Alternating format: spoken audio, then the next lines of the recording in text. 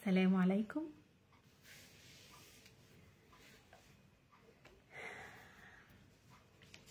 السلام عليكم، يا رب تكونوا بخير وكويسين ومستعدين للايف النهارده.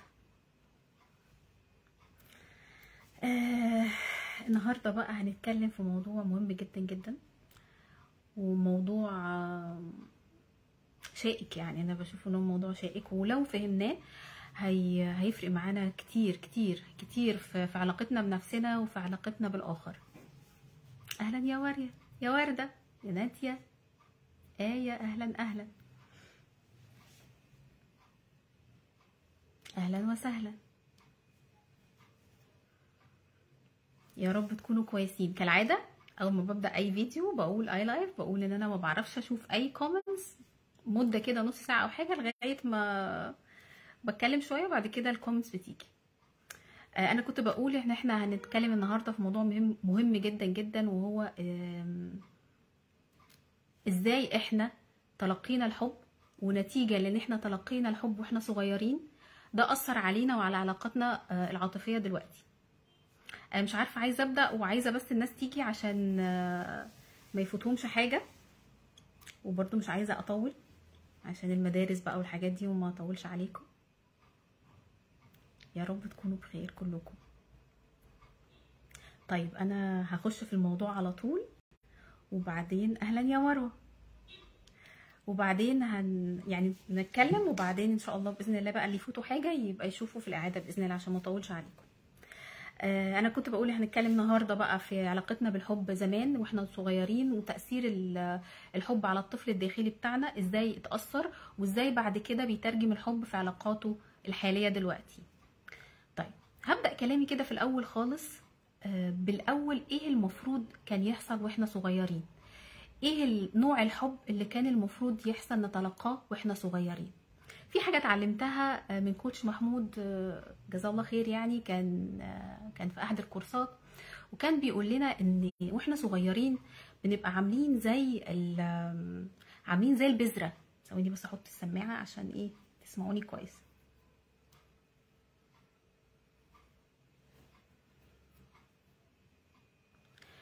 بنبقى عاملين زي البذره. البذره دي المفروض علشان تكبر وتبقى حلوه ليها شويه مواصفات. البذره دي عامله زي ايه؟ البذره دي لازم تتحط الاول في تربه صالحه. التربه الصالحه دي المفروض تكون، عارفين هي ايه؟ التربه الصالحه دي المفروض تكون هي الحب الغير مشروط. يعني احنا دلوقتي كطفل اول ما بنتولد بنبقى عاملين زي البذره، عشان نكبر وننمو ونبقى كويسين كده وحلوين واصحاء نفسيا، محتاجين نتحط في بذره اللي هي البيئه اللي احنا بنتحط فيها المفروض تكون كلها مدعومه بحب غير مشروط. اهلا اهلا اهلا دكتوره روحيه وشروق، اماني، جنى، اهلا بيكم. التربه دي هي الحب الغير مشروط. يعني ما ينفعش ان انا اتحب بشروط. ما ينفعش عشان انا شاطره مش هتتحبي لما تكوني شاطره، مش هتتحبي لما تكوني جميله، مش هتتحبي لما تكوني مش عارفه عينيكي ملونه وجسمك عامل ازاي وشعرك اصفر. ما ينفعش. كان المفروض اول حاجه نتلقاها ونتحط فيها هي البيئه او التربه اللي كلها حب غير مشروط. بنتحب زي ما احنا بعملنا كده، زي ما بيقولوا، بعيوبنا بمميزاتنا بكل حاجه نتحب زي ما احنا. طيب البذره دي بقى علشان تمد جذورها في الارض وتبقى ثابته كده في الارض وقويه، ايه تاني شرط كان المفروض يتوفر للبذره اللي هي احنا علشان تكبر وتبقى قويه؟ هي التعلق الآمن. والتعلق الآمن ده بقى موضوع كبير جدا وعايز له بقى يعني لايفات لوحده، بس النهارده احنا هنتكلم على جزء كبير، لان الحب او طريقتنا في الحب مرتبطه طبعا بشكل كبير بالتعلق، اذا كان آمن ولا ما كانش آمن. طيب يعني ايه التعلق الآمن؟ يعني واحنا صغيرين لما نعيط نلاقي اللي يحتوينا ويحتضننا ويشوفنا احنا محتاجين ايه. طبعا هي الام اول علاقه احنا بنبنيها بنثق الثقه، بنبني الثقه. الطفل بيبني الثقه اول ما بيتولد من 0 لسنه، ودي بتبقى مرحله مهمه جدا في حياه اي طفل مننا، انه يلاقي الثقه في المربي بتاعه، بالذات هي الام. طيب يعني ايه بقى الثقه في الام؟ يعني اول ما تعيط او معيط الاقيها بتيجي بتحضني وبتشوفني عايزه ايه. اول ما ابقى خايفه الاقيها بتحضني وبتامني وبتحسسني بالامان. ان مش زي الناس ما بتقول لك مثلا ايه، ما تعودوش على الشيل، عشان لو عودتيه على الشيل مش هتعرفي تقضي حاجتك او حاجه. اكبر غلط. مثلا تقول لك سيبيه يعيط ويتفلق، ما هو كده خلاص يعني شويه وهيسكت. انتوا مش متخيلين التفاصيل الصغيره دي بتعمل ايه في الاطفال وبتعمل ايه في الطفل الداخلي بتاعنا. فانا اتولدت بعيط اول شهور بالذات، وبعيط وما لقيتش حد يعبرني، هحس بالرفض، هحس ان انا مش مهمه، هحس ان انا ماليش قيمه، هحس بعدم الامان، وان البيئه اللي انا فيها دي ما تستاهلش او ما تستحقش ان انا اثق فيها.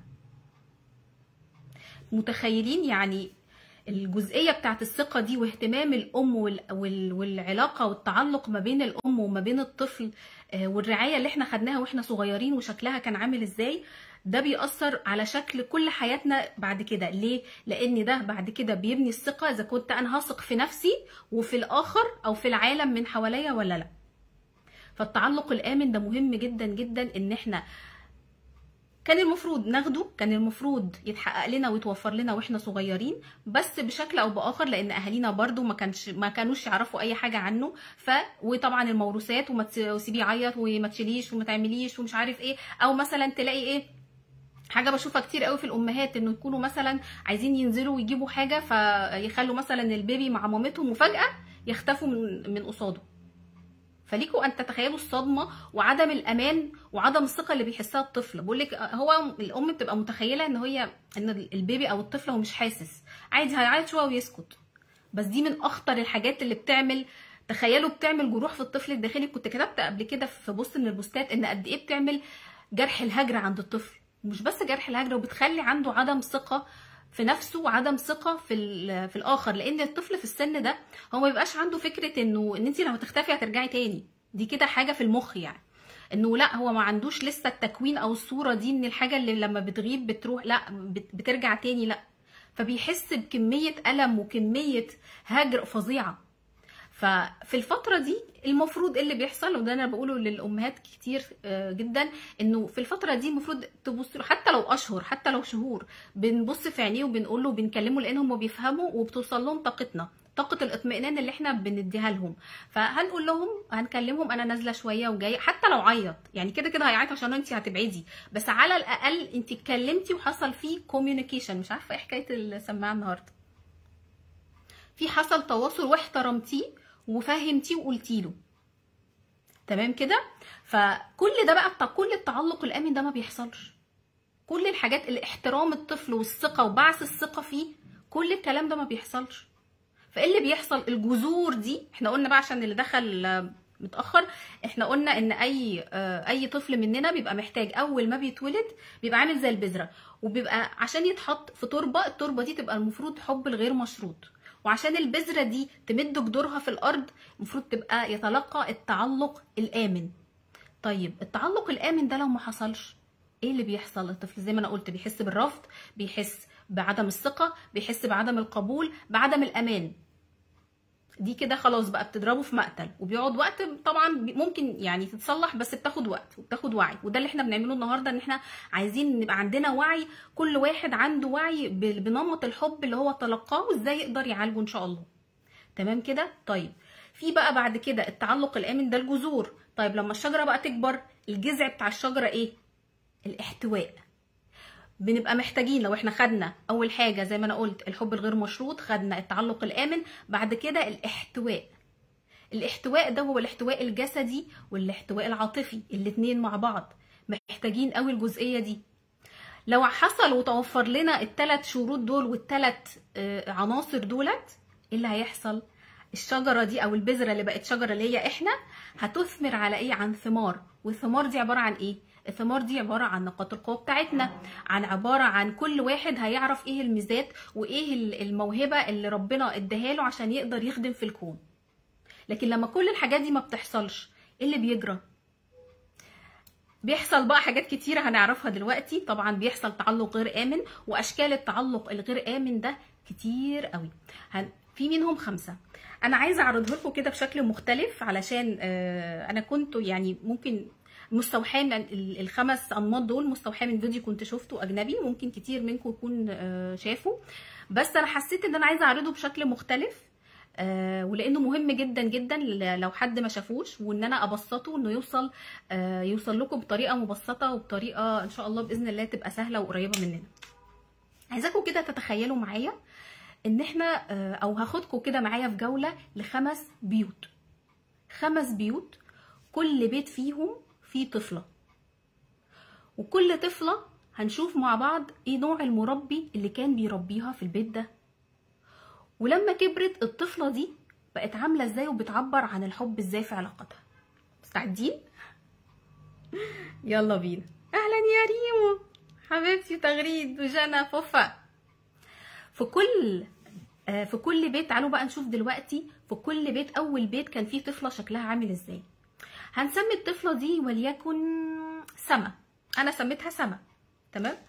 تخيلوا معايا كده ان احنا في بيت بنتفرج دلوقتي وبنشوف على طفله اسمها سما في بيت كان المربي بتاعها بيعمل ايه. كان المربي بتاعها الحاضر الغائب. الحاضر الغائب يعني موجود ومش موجود.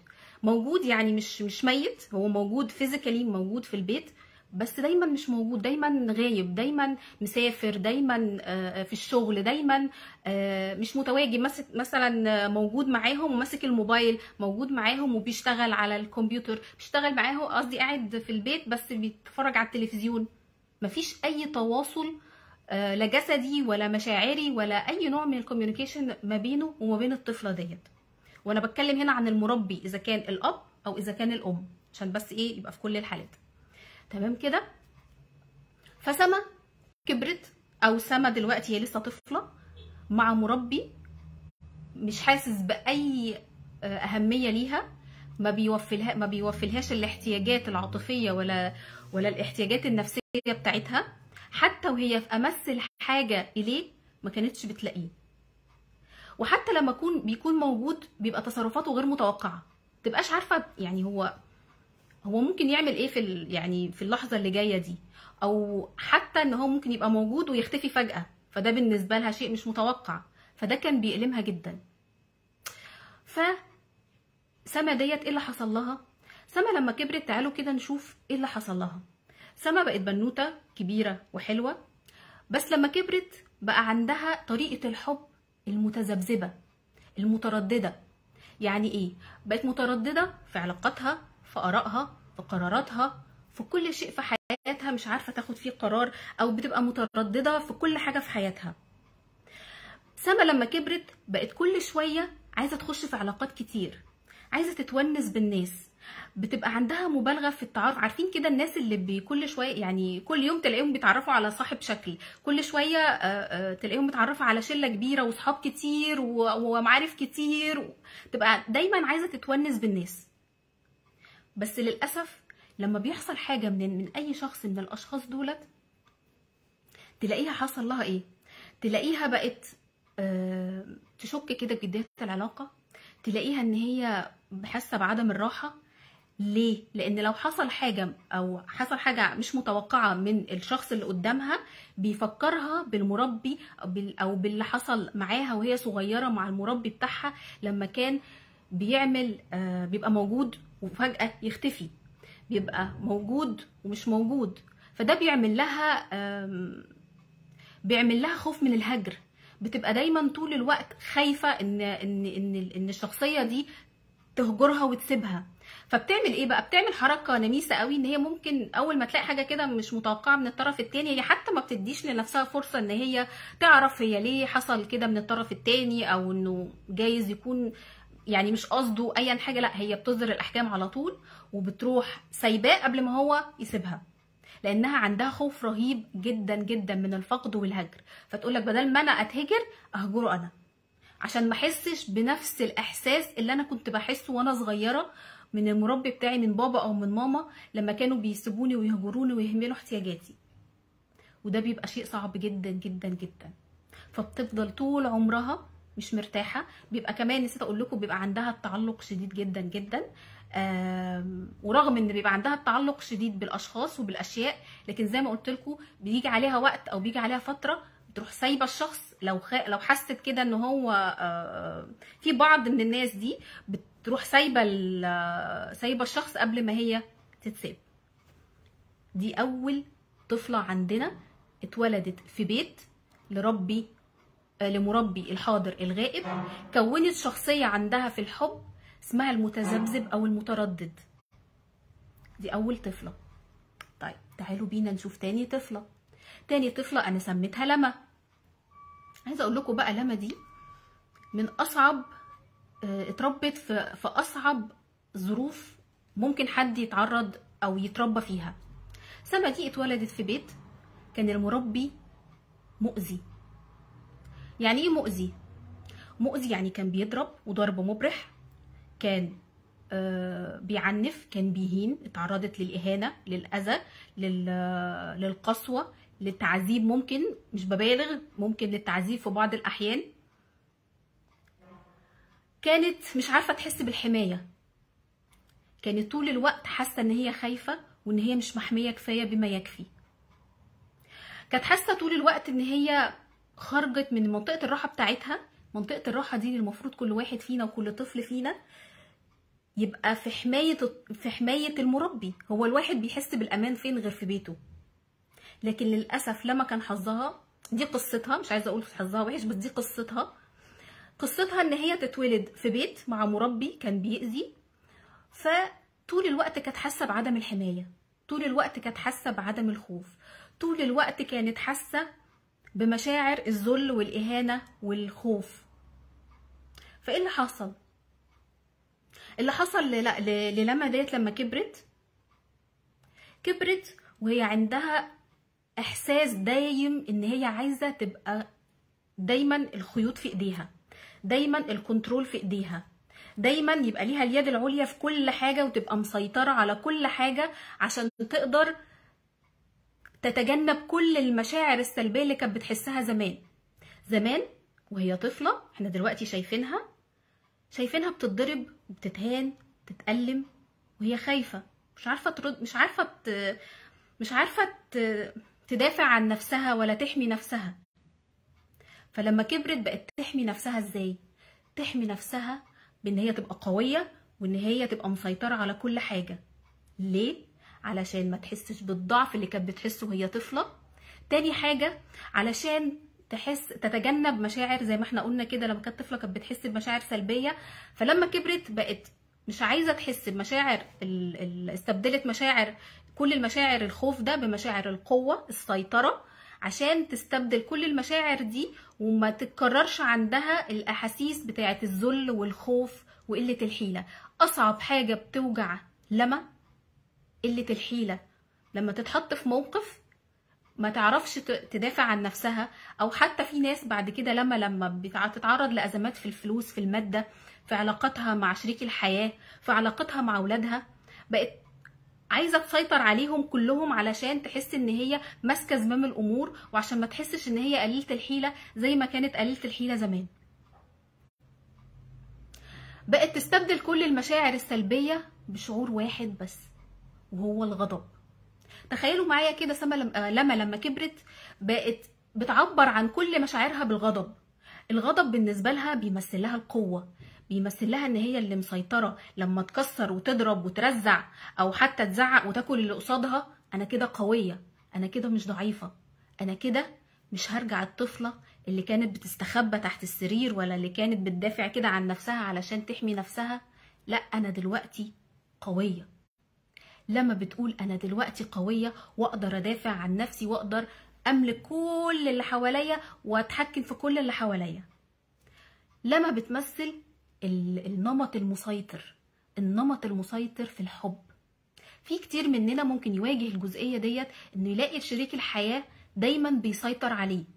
ممكن يكون بيحبه قوي، يعني الطرف التاني بيحبه قوي، لكن هو دايما خانقك، دايما تحس ان انت مش عارفه تتنفسي من كتر ما هو مسيطر عليكي. ممكن دي تكون ام، ممكن تكون زوجه، ممكن تكون بنت. لو انت لاقيه بنتك النمط ده هتعرفي ان هي تمارس معاها الحته دي، او انت او الزوج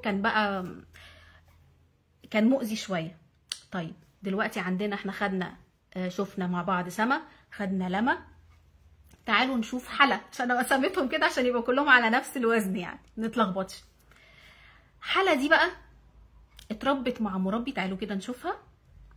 بنت صغنونه اتولدت في بيت المربي بتاعها بارد وجاف عاطفيا، ما بيحضنش. طبعا بنتكلم برضو الاب والام، اذا كان الاب او الام ما بيحضنش، ما بيحضنهاش، ما بيبوسهاش، لما كانت بتخاف ما كانش حد بيحتويها ولا كان بيطمنها. كان كل اللي مطلوب منها من حالة ديت ان هي تبقى عامله زي الروبوت. هي اتربت كانها روبوت بالظبط. يعني ايه روبوت؟ يعني المفروض منك انك تبقي 1 2 3، انك تبقي مستقله، انك تبقي معتمده على نفسك. لكن حب احضان حب احضان مفيش اي احساس بالمشاعر. حلا كانت مفتقده الاحتياج او ان حد يحسسها ويحترم مشاعرها. المشاعر ما كانتش موجود في البيت اللي اتربت فيه حلا. كان قواعد صارمه، تمرين، مدرسه، مش عارفه تاخد تعمل 1 2 3، تنامي بدري، تعملي كذا تعملي كذا. لكن حد يحس بمشاعرها وباحتياجاتها العاطفيه مفيش. فايه اللي حصل؟ اللي حصل ان حلا لما اتربت في البيت ده هي عندها مشاعر وعندها احاسيس، بس لما كانت بتقابل بالرفض او بعدم المواساة وعدم الاحتواء وعدم الاحتضان، جات لها فترة وقررت ان هي تتوقف عن الاحساس بمشاعرها. عارفين كده لما البني ادم يقرر ان هو يعمل تيرن اوف لمشاعره، ان هو ما يحسش بمشاعره. انا من النهارده قررت حلا، انا جات لها في مرحله في حياتها وقالت انا من النهارده مش هحس بمشاعري، المشاعر ضعف، انا مش هبقى ضعيفه بعد دلوقتي، انا من دلوقتي مش هسمح لحد ان هو يوجعني ويألمني بان انا ابقى محتاجه شعور او مشاعر او انك تحس بيا وما لاقيش الاحتياج ده. حالة تعرضت للخذلان. لو جينا شفنا البنوته الصغيره حلا هنلاقيها ان هي اكتر احساس حساه هو الخذلان. الخذلان من المربي او من مصدر الرعايه اللي كان المفروض يحس بمشاعرها ويحتويها ويقدر مشاعرها، بس للاسف ما لقيتش المشاعر دي، فقررت ان انا مش هيبقى عندي مشاعر نهائي. تعالوا نشوف كده حلا لما كبرت ايه اللي حصل معاها، شكلها بقى عامل ازاي، ونمطها في الحب بقت تعبر عن حبها ازاي. تخيلوا معايا حلا اتربت في بيت بارد عاطفيا، هيحصل ايه؟ حلا كبرت بقت هي كمان باردة عاطفيا، ما بتعترفش بمشاعرها، ما بتسمحش لنفسها اصلا ان هي تعبر عن مشاعرها باي شكل من الاشكال، لان هي برضو بتشوف ان انا اعبر عن مشاعري ده انا كده نوع من الضعف، وانا مش هسمح لحد ان هو يستغل الضعف ده، خلاص مش هيحصل تاني. وكان بيستفزها جدا جدا ان هي تشوف اي حد بيعرف يعبر عن مشاعره ويتكلم كده وسنستيف وبيحب الناس، تلاقيها بتستفز قوي، بيعمل لها تريجر. ليه؟ لان هو بيتريجر الجزء المظلم، الشادو بتاعها اللي جواها، بيستفز فيها الجزء اللي هي خبته واجهضته وعملت له قمع وكبت، سواء بالعقل الواعي او باللاواعي. هي خنقت المشاعر، فلما بتلاقي حد عارف يعبر عن مشاعره بتحس بنفور وباستياء ايه ده، لا لا لا ايه ده، لا، تحس ان هو في ناس مننا كده، في ناس زي حلا ممكن برضو يبقى زوج، يبقى ام، يبقى اب، يبقى ابن، ممكن احنا نفسنا نبقى كده. فحلا بقت خلاص رافضه خالص نهائيا موضوع العاطفه والمشاعر دي، بقت تستفزها جدا، وبقت كل اللي يهمها ان هي تبقى مع نفسها كده. بقت يعني هي ايه، ما بتعرفش تعبر عن مشاعرها. لو لقينا مثلا ان في تلاقي مثلا في ناس تقول لك ماما ما بتحضنيش، ماما ما وانا مثلا كأم مثلا مش عارفه احضن ولادي.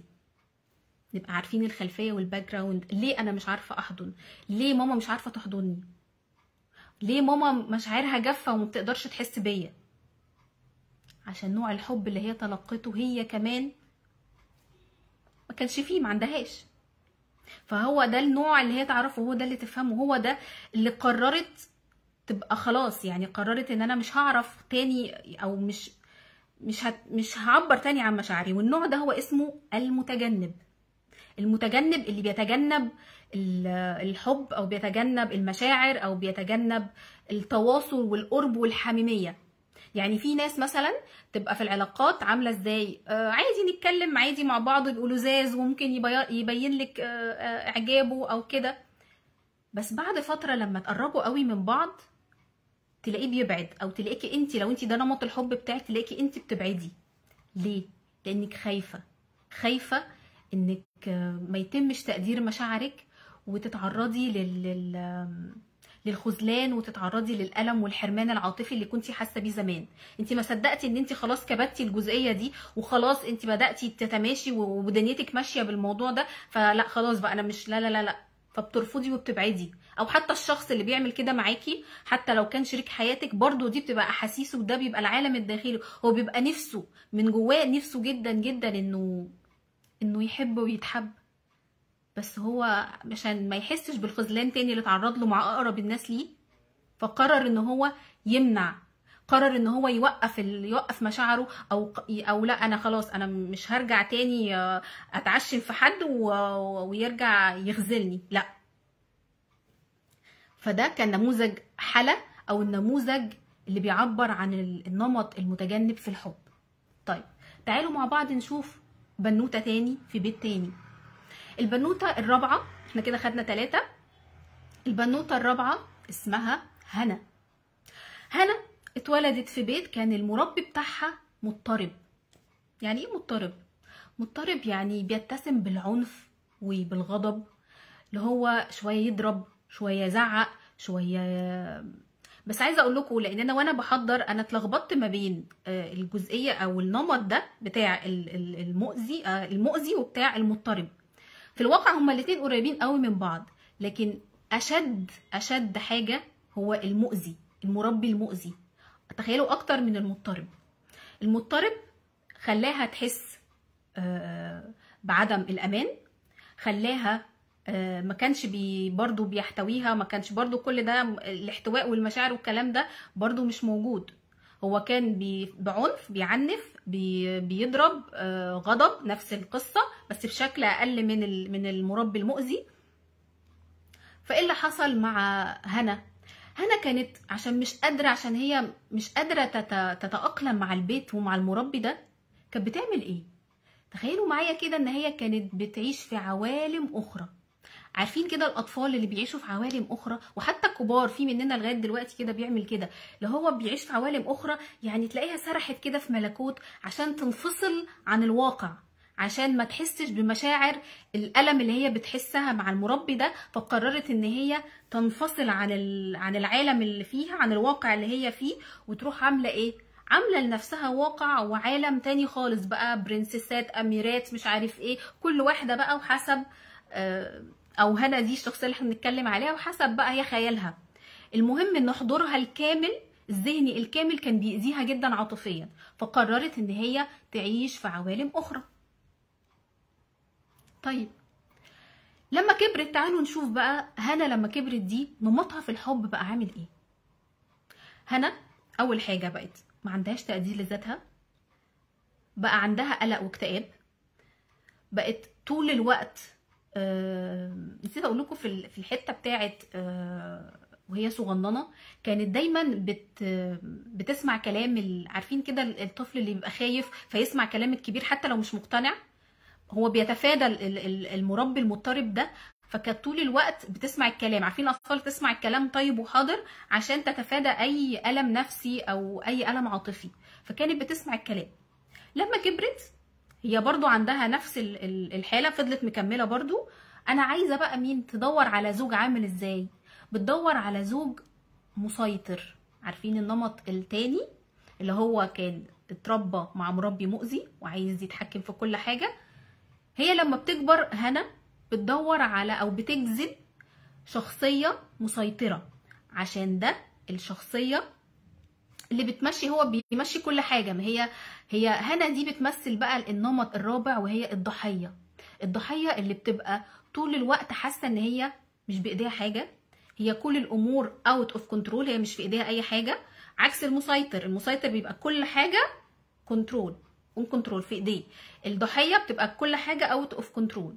فهنا كبرت، انا لا حاسه جواها احساس ان هي مش في ايديها حاجه، ان هي محطوط عليها من الدنيا ومن ربنا ومن الكون ومن جوزها ومن عيالها ومن مش عارف مين ومن ابوها ومن امها. طول الوقت عندها احساس انها مش في ايديها حاجه، وان هي ضحيه، وان هي غلبانه، وان هي تم اضطهادها، وان هي طول الوقت محتاجه حد ان هو يبقى مسيطر، وطول الوقت يبقى حد يبقى يمشي لها دنيتها زي ما بيقولوا. وده نوع احنا بنشوفه كتير جدا جدا جدا جدا في العلاقات. فهنا دي رابع شخصية او رابع نمط من انماط الحب. طيب لو جينا شفنا كده خامس واخر نمط عندنا في الحب. اخر نمط عندنا في الحب ودي كانت منى. طيب لو جينا شفنا منى كده وهي صغننة، ايه اللي حصل لها؟ منى اتربت في بيت، ركزوا بقى معايا في منى لان ده كتير جدا جدا، منى منتشره بينا بطريقه كبيره جدا. منى اتربت في بيت المربي بتاعه كان شديد الحمايه. عارفين كده الاطفال اللي بيتربوا مثلا يتولدوا ويكون قبليهم ماتلهم مثلا الاب والام ماتلهم طفل او اتنين، فتلاقي ان الام خايفه جدا على اولادها، على البيبي ده او على الطفل ده، ما تخليهوش يشيل الاشياء، بتخليه ان هو طول الوقت خايفه عليه من اي حاجه. لو مثلا بنت جايه على اولاد، او ولد جاي على بنات، او مثلا طفل جاي بعد سنين كتير من عدم الخلفه، فتلاقي اتربت في بيت، منى دي اتربت في بيت شديد الحمايه. مش بس كده، المربي كمان بتاع اللي كان مسؤول عن منى كان بيعمل ايه؟ المربي بتاع اللي كان مسؤول عن منى، مع انه اللي هو بيحميها وشديد الحمايه عليها، لكن كمان كان شديد الانتقاد، كان بينتقدها بطريقه فظيعه. كمان كان بيحط معايير عاليه جدا جدا ليها. عارفين الناس اللي عندها البرفكشنزم كده وعايزينها طول الوقت مثاليه والكماليه، وطول الوقت عايزينها على الفرازه وتجيب الدرجه المثاليه وتجيب الفول مارك وكل الحاجات دي، وعايزينها طول الوقت A1. هو الاب والام بتوع منى كانوا كده. كمان كانوا غضوبين جدا. ف ايه اللي اتولد عند منى لما اتربت في البيت ده؟ منى لما اتربت في البيت ده بقت حاسه ان هي طول الوقت عايزه ترضي اللي حواليها. كان بيتاخد عن منى ان هي طفله مثاليه. يعني ايه طفله مثاليه؟ يعني بدل ما هي تاخد من بابا وماما الدعم والمواساه، كانت هي اللي بتعمل كده مع بابا وماما. كانت هي اللي لما هما يتعصبوا ويتنرفزوا ويفقدوا اعصابهم، كانت هي اللي بتروح تهديهم، مش هما اللي كانوا بيعملوا كده. كمان كانت منى بتعمل حاجه خطيره جدا. عارفين كانت بتعمل ايه؟ كانت بتعمل، هو احنا قلنا هنا ان كان الاب او الام كانوا معاييرهم عاليه جدا، ولو انت ما وصلتيش، منى لما كانتش بتوصل للمستوى المطلوب ما كانتش بتحصل على رد فعل ايجابي منهم. فكانت بتعمل ايه؟ كانت بتحاول على قد ما تقدر تعمل اي حاجه عشان ما يعني تتجنب اي رد فعل سلبي منهم، لدرجه ان هي ممكن كانت ساعات بتكذب. ساعات كانت بتكذب في بعض الاحيان علشان ما تاخدش منهم رد فعل سلبي. فليكوا ان تتخيلوا منى دي بقى لما كبرت. منى لما كبرت بقت شخصيه البليزر او الشخصيه المرضي. عارفين كده اللي بيرضي كل اللي حواليه. منى لما كبرت بقت كل اللي يهمها انها ترضي كل اللي حواليها، تشوف كل اللي حواليها مبسوطين. المهم انتوا تبقوا مبسوطين وانا لا، كلوا انتوا يا ولاد وانا انا مش مهمه. عارفين النمط ده؟ منى كانت النمط ده.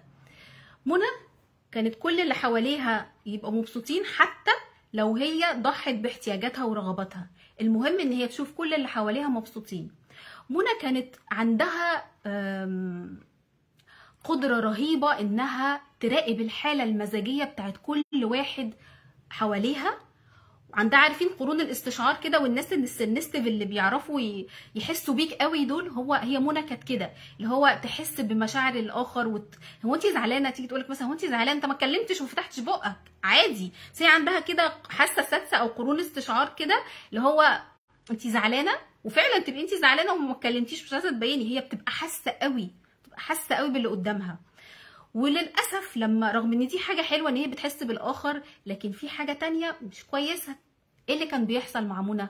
لما كانت بتلاقي حد واحد، يعني لو كل الناس مبسوطين وبتعمل وتتفانى وتعمل كل حاجه عشان تخلي الناس مبسوطين، لو لقت واحد بس مزاجه متعكر كانت بتحس هي بالذنب، بيجيلها احساس بالذنب ان هي السبب مثلا. فكان بيبقى جواها صراع داخلي فظيع ورهيب من التوتر والانزعاج والقلق، وتفضل مشيله نفسها هم ان هي تسعد الاخرين. فده كان شيء صعب وبيرهقها جدا جدا. منى ما كانتش بتعرف تقول لا، ما كانش عندها حدود شخصيه. منى كانت ما بتعرفش تتعامل في الخلافات، ما بتعرفش تتعامل فيها. وكانت ممكن لو حصل في خلاف كده ما بينها وبين حد، اللي تعمل ايه؟ لو حصل خلاف بينها وبين حد ممكن اصلا تقول او تعمل الحاجه اللي الشخص التاني عايزها عشان تكبر دماغه، عشان ايه؟ مش عايزه وجع دماغي يعني. كل ده كانت بتعمله منى. وده النمط زي ما انا قلت الخامس المبهج او المرضي، الشخصيه البليزر. احنا كده شفنا 5 انماط من انماط الحب. نهى يا كوتش، نهى يا جميله، نورتيني يا قلبي، نورتيني يا حبيبتي. واهلا اهلا اهلا وديان، اهلا اهلا حبايبي واقتباسات، اهلا بيكم. فتخيلوا معايا كده كل نمط من انماط الحب عندنا، كل واحده من البنات دولت اللي ممكن تكون احنا، ممكن تكون حد من اهالينا، من بابا او من ماما، ممكن يكون حد من ولادنا، ممكن يكون شريك حياتنا تلقى او بيعمل كده معانا. احنا نفسنا بنعمل كده مع اولادنا او مع العلاقات اللي حوالينا، او حتى احنا او بنتلقى احنا نوعيه الحب دي. فانتوا متخيلين معايا نمطنا في الحب او الطفل الداخلي بيحصل له ايه، او الطفل الداخلي اللي تلقى. يعني في اول حاجه لما قلنا سما، هعيد كده بسرعه بس عشان الناس اللي دخلت متاخر.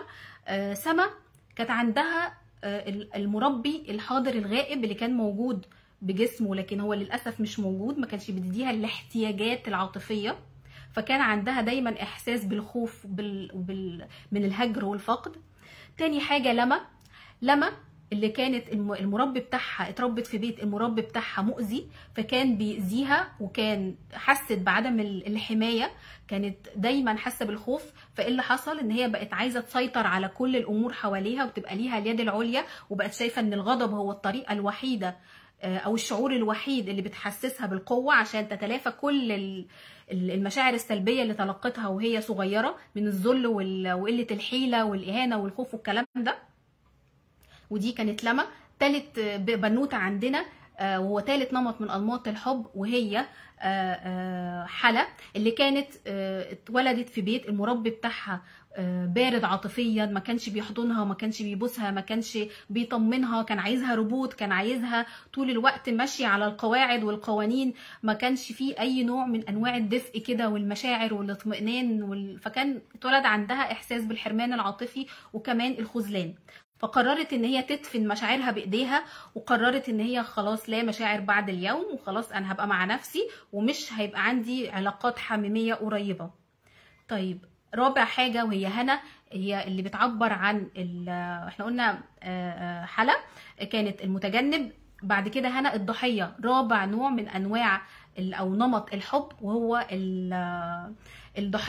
الضحيه لما كانت اتولدت في بيت او في مربي كان بيأذيها، كان مربي مضطرب، فالمربي المضطرب ده كان بيسبب لها ألم في مشاعرها. فايه اللي حصل لما مشاعرها اتألمت؟ اللي حصل ان هي كانت بتعيش في عوالم اخرى وبتهرب من الواقع، وحاسه ان هي لا حول ليها ولا قوه، ما تقدرش تعمل اي حاجه. فايه اللي حصل لما كبرت؟ بقى ما عندهاش اي احساس بالثقه بالنفس ولا تقدير الذات، بقت معرضه اكتر للاكتئاب، بقت معرضه اكتر للقلق، بقت بتنجذب للشخصيات المسيطره علشان ده بيفكرها بالنمط اللي هي اتربت فيه، اللي هو كل حاجه متحكم في كل حاجه وهي مش قادره او مش في ايديها اي حاجه. خامس بنوته عندنا او خامس نمط من انماط الحب وهي منى. ولما قلنا منى اتربت في بيت شديد الحمايه، مربي بتاعها كان بيخاف قوي قوي لدرجه ان هو كان بيبقى محوط عليها بزياده، بيبقى خايف عليها بزياده، وفي نفس الوقت بينتقدها جدا جدا، في نفس الوقت غضوب جدا جدا، في نفس الوقت حاطط لها معايير عاليه جدا جدا توصل لها، وما كانتش بتقدر طبعا توصل لها، وعشان تقدر توصل لها كانت ساعات ان هي بتكذب وبتخبي حقيقتها علشان تتقبل، عشان تتحب. فللاسف منى اتربت في بيت اللي هو البليزر او المرضي، اتربى في بيت ما عندوش تقبل حقيقي، ما عندوش عنده حب، ونقدر نقول عنده المربي اللي كان بيربيها عنده حب وتقبل مشروطين. ما فيش الحب بقى، فاكرين في الاول خالص لما قلنا التربه المفروض تتوفر لنا الحب الغير مشروط؟ ما كانش موجود. فلو شفنا كل نمط من انماط الحب ده هتلاقيهم افتقدوا حاجه من الحاجات اللي انا قلتها في الاول، سواء الحب الغير مشروط او سواء التعلق الامن او سواء الاحتواء. فمنى لما كبرت ايه اللي حصل لها؟ بقت عايزه ترضي كل اللي حواليها، بقت هي الام كده بتاعت كل الناس، عارفين كده الشخصيه الام بتاعت كل الناس اللي حواليها، وهي مش مشكله، هي اللي بتضحي، هي بتضحي باحتياجاتها وبرغباتها وفانيه نفسها، وهي مش مهم عندها اي نفسها، يعني مش مهم نفسها عندها، لكن المهم ان الكل يبقى مبسوط. فليكوا ان تتخيلوا كميه العذابات بقى اللي احنا بنشوفها، كل نمط من الانماط دي بيشوفها وبيعاني منها في انماط الحب. طيب في ناس ممكن تقول لي مثلا، انا عايزه بقى ابتدي اشوف اسئلتكم، وانا مش عارفه هل في حد كاتب اسئله، انا مش باين لي حاجه كالعاده زي ما بقول لكم ان ما بيبانش فيه اي حاجه، بس وانا بحضر جالي كده تساؤل. طب هو انا كنت دارسه نظريه التعلق بقى والاربع انماط، في 4 انماط للتعلق عندنا، فقلت طب ايه الفرق بقى بين نظريه التعلق وبين الجزئيه دي، الجزئيه بتاعت انماطنا في الحب والحته دي؟ فلقيت ان احنا هديكوا كده فكره سريعه عن الانماط بتاع انماط التعلق للي مش عارفها، عشان تفهموا انا قصدي ايه. نظريه التعلق باختصار، انا مش هشرحها بس هقول انواع التعلق. في التعلق الامن اللي انا قلته في الاول خالص، اللي هو المفروض يبقى فيه تقبل وحب غير مشروط وكل الحاجات الحلوه دي اللي يبقى المربي حاسس بيك. لو ده ما حصلش بيحصل تعلق القلق، اللي هو بيبقى في تعلق وفي بيبقى متعلق ولازق كده في اللي حواليه، عارفين كده الشخص تبقى لازقه كده وخايفه انك تسيبيها، ف ده بيبقى التعلق القلق. تالت حاجه التعلق المتجنب. المتعلق المتجنب ده شبه النمط اللي انا قلت عليها حاله، اللي هي اتربت في بيت بارد عاطفيا. رابع حاجه شخصيه او التعلق المتجنب الخائف. طيب لما جيت يعني اسقط بقى الاربع نظريات دول، او هما 3 بقى، يعني الامن خلاص كده احنا بنخرجه من القصه، لكن لو اتكلمنا على ال3 انماط من انماط التعلق الغير امن، لقيت ان هما بيصبوا برضو في نفس الانماط اللي احنا بنقوله ده، بيولدوا لنا نفس ال5 انماط في الحب دولت. هوضح لكم ازاي. يعني تعالوا نشوف كده التعلق القلق. التعلق القلق لما ما بيحصلش تعلق امن، الطفل ممكن يحصل له ايه؟ ممكن يطلع لنا، يعني كده هنقول التعلق الامن فوق، بيطلع لنا تحت منه، ينبثق منه نمط المتذبذب، اللي هو الاول بنوته اللي اتكلمنا عليها، المتردده، اللي هي دايما بتخاف من الفقد والهجر وبتخش في علاقات كتير، وان هي بتحب دايما تبقى في وسط ناس وتبقى محميه وتبقى في وسط عزوه والكلام ده كله. دي اول نمط. يبقى القلق، التعلق القلق بيعمل ايه؟ بيولد لنا اول نمط اللي هو النمط المتذبذب اللي احنا اتكلمنا عليه. طيب بيولد لنا ايه كمان؟ بيولد لنا نمط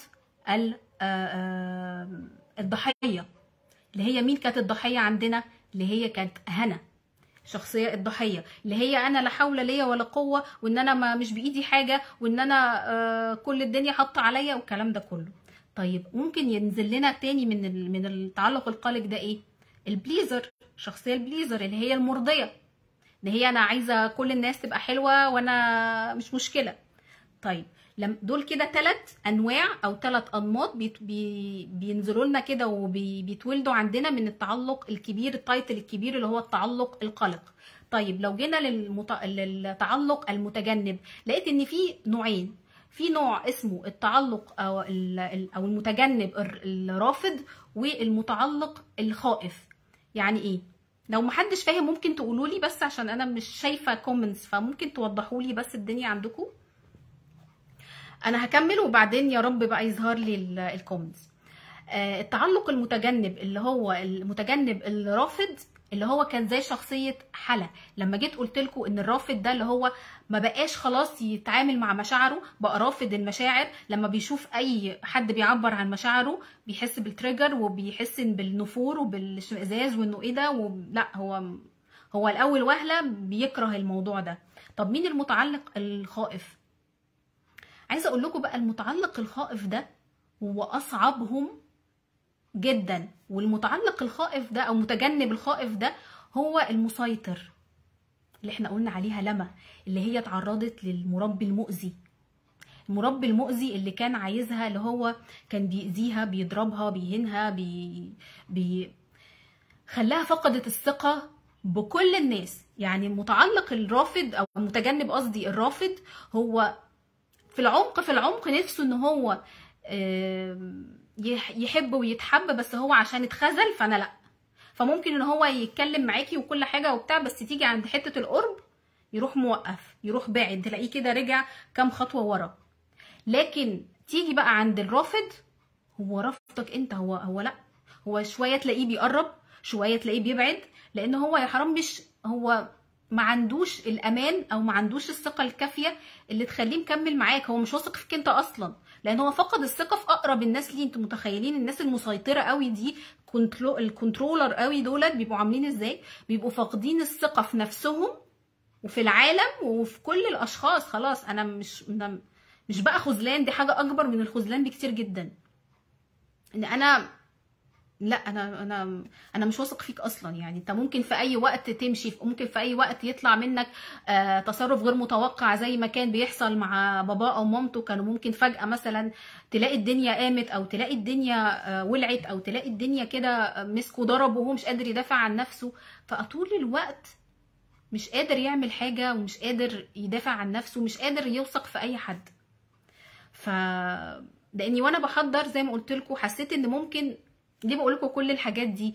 لان حسيت انه مش شرط. يعني في ناس مثلا بتتولد لمربي مثلا مسيطر، وتبقى بعد كده ضحيه. ناس اعرفهم مش لازم يبقوا مسيطرين زيهم. يعني مش لازم مثلا الناس اللي اتولدت في بيت مثلا المربي مؤذي يبقى هم مسيطرين برضو. لا، ممكن بيبقوا بليزر.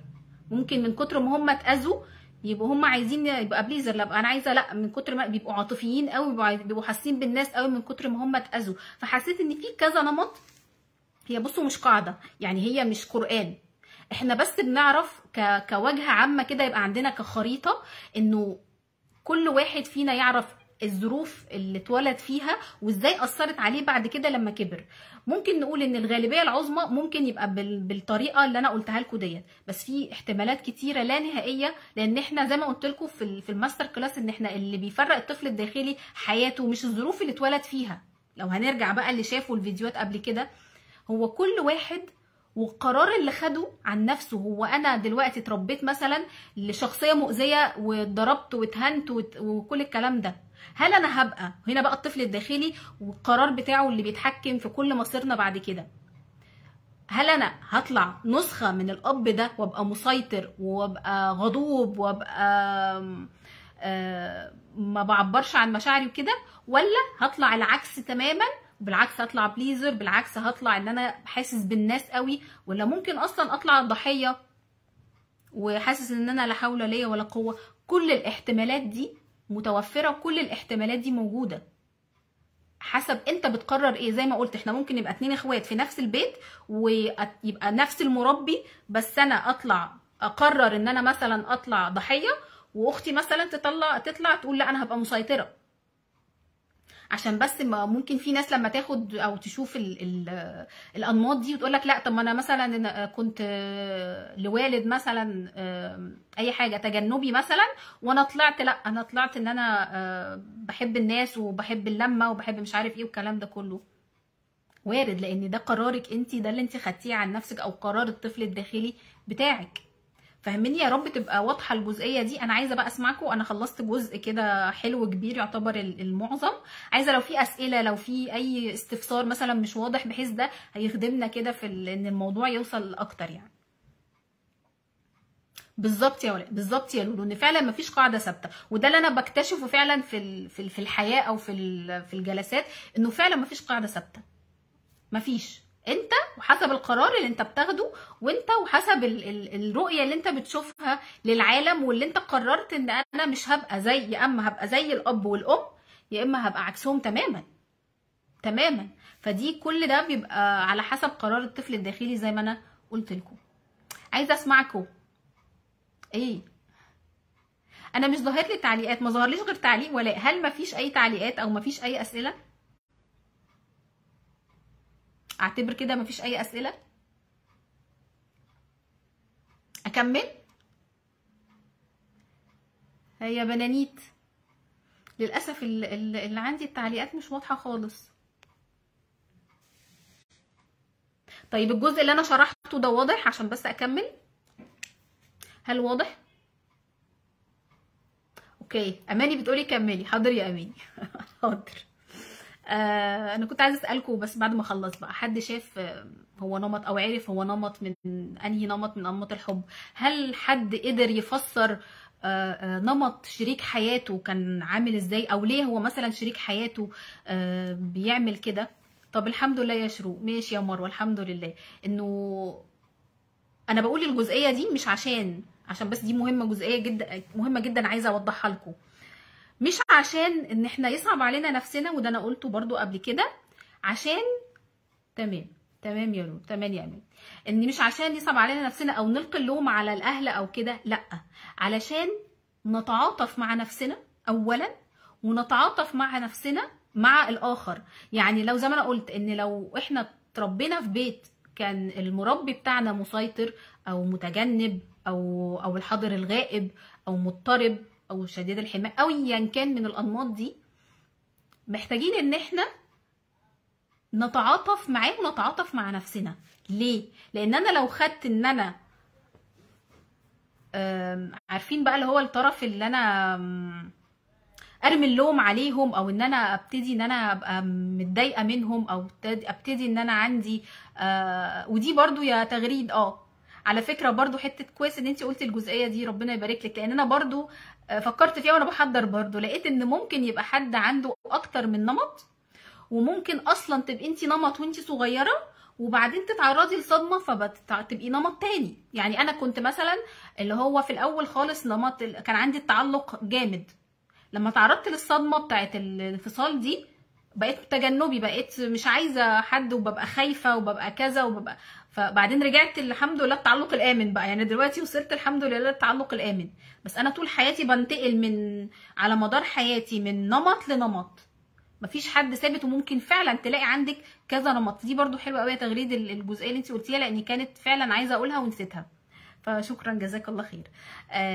فانا بقى نرجع للنقطه اللي احنا كنا فيها، ان انا مش بقول الكلام ده عشان احنا نتضايق او نزعل او كده. ممكن حقك تزعلي، او طبعا يعني زي ما احنا قلنا في قبل كده في اجابه لنور كانت في اللايفات اللي قبل كده، ان احنا قلنا ماشي لما بنكتشف كده الاذيه اللي احنا اتاذيناها و لكن بعد كده بتفهمي بقى الكواليس، بتشوفي الكواليس، انه لو انا اتربيت لاب مؤذي او مضطرب، ما هو كمان اكيد اتربى في بيت لاب مؤذي او مضطرب، فهو ده اللي هو كان لاقيه، او هو ده اللي كان حاصل عنده، هو ده عمل اقصى ما في وسعه. خلي بالنا ان احنا دلوقتي بقينا زي ما انا قلت قبل كده، احنا الحاجه الكويسه اللي ربنا انعم عليها العلم، احنا دلوقتي بيحصل لنا ايه؟ وعي، بيبقى عندنا وعي بنفسنا ومعلومات جديده وادراك جديد. اهالينا ما كانش عندهم كل الكلام ده، فكانوا ماشيين بالاوتو بايلوت، او حسب بقى كل واحد قرر يبقى عكس والده، او يبقى يتماهى مع الوالد ويتبنى نفس النمط بتاعه، فكان الموضوع بالنسبه لهم اصعب بكتير جدا. لكن احنا عندنا لما بندرك بنفهم نتعاطف، فدي جزئيه مهمه جدا، عشان مش عايزه حد يعني ايه تقلب معاه بشكل سلبي. لا، انا نيتي وهدفي من اللايف ده ان احنا نتعاطف مع نفسنا ونتعاطف مع الاخر ونفهم. لما تلاقي حد كده من بيتعامل معاكي بالشكل ده، او اذا كنتي انت او شريك الحياه، تبقي فاهمه ليه هو ليه بيحصل كده، ليه بيعمل كده. فاهميني يا رب؟ النقطه دي تبقى واضحه. سمات التعلق الامن يا شروق اللي هو بتبقي ايه؟ هقولك، حلو السؤال ده قوي. التعلق الامن ده ان انا ابقى بثق في نفسي وبثق في الاخر. ما بقاش خايف من الاخر. لو جينا شفنا كل واحد من انماط الحب اللي عندنا اللي احنا قلناهم، هو عنده اتحرم من شيء، ففي نفس الوقت زي ما اتحرم من شيء هو بقى يخاف من الشيء ده بقى. يعني زي ما احنا قلنا مثلا المسيطر هو اتربى في بيت ما فيهوش حمايه، فقرر ايه؟ قرر ان هو يعني يبقى هو اللي يحمي نفسه، فما بقاش عنده ثقه في الاخر. التعلق الغير آمن بيبقى يا أنا بثق في الآخر أو إيه، بيبقى نظرتي عن نفسي سلبية. في التعلق اللي هو القلق بيبقى نظرتي أنا عن نفسي سلبية ونظرتي للآخر إيجابية. بشوف وبدي للآخر حاجة هلامية خرافية كده أكتر، بشوف الآخر في شكل أكبر من حجمه. ليه؟ لأن مفيش ثقة في نفسي، مفيش تقدير لذاتي، مفيش كل الكلام ده. في مثلا في المتجنب اللي هو برضو غير آمن، تعلق غير آمن. هو ايه اللي حصل في التعلق الغير آمن اللي في المتجنب؟ احنا قلنا المتجنب ده ان هو اتربى في بيت بيعامله كروبوت، ما ملوش اي احتياجات نفسية او عاطفية، كبت مشاعره. فايه اللي حصل؟ بقى هو اللي معتمد على نفسه تماما تماما، ومع كبت مشاعره هو بقى انسان مستقل حقيقي. هم كانوا عايزينه مستقل، ودي حاجه فادته بعد كده ان هو بقى انسان مستقل، بقى انسان بيعمل كل حاجه بنفسه. فبقى نظرته لنفسه هو ايجابيه، ونظرته للاخر سلبيه. ليه؟ لانه شايف ان الاخر اللي هو المربي ده، اللي هو بيشوف الاخر طبعا كنظرته للمربي زمان، فبيشوف الاخر ايه؟ بيشوف الاخر بنظره سلبيه، لان انت خذلتني فانا بشوفك بنظره سلبيه. انا مش عايز حاجه وانا بعمل كل اللي انا بقدر عليه. انا يعني انا مستقل، انا مش محتاج حاجه، مش محتاج حد، انا تمام وزي الفل. فبيبقى نظرته لنفسه ايجابيه ونظرته للاخر سلبيه.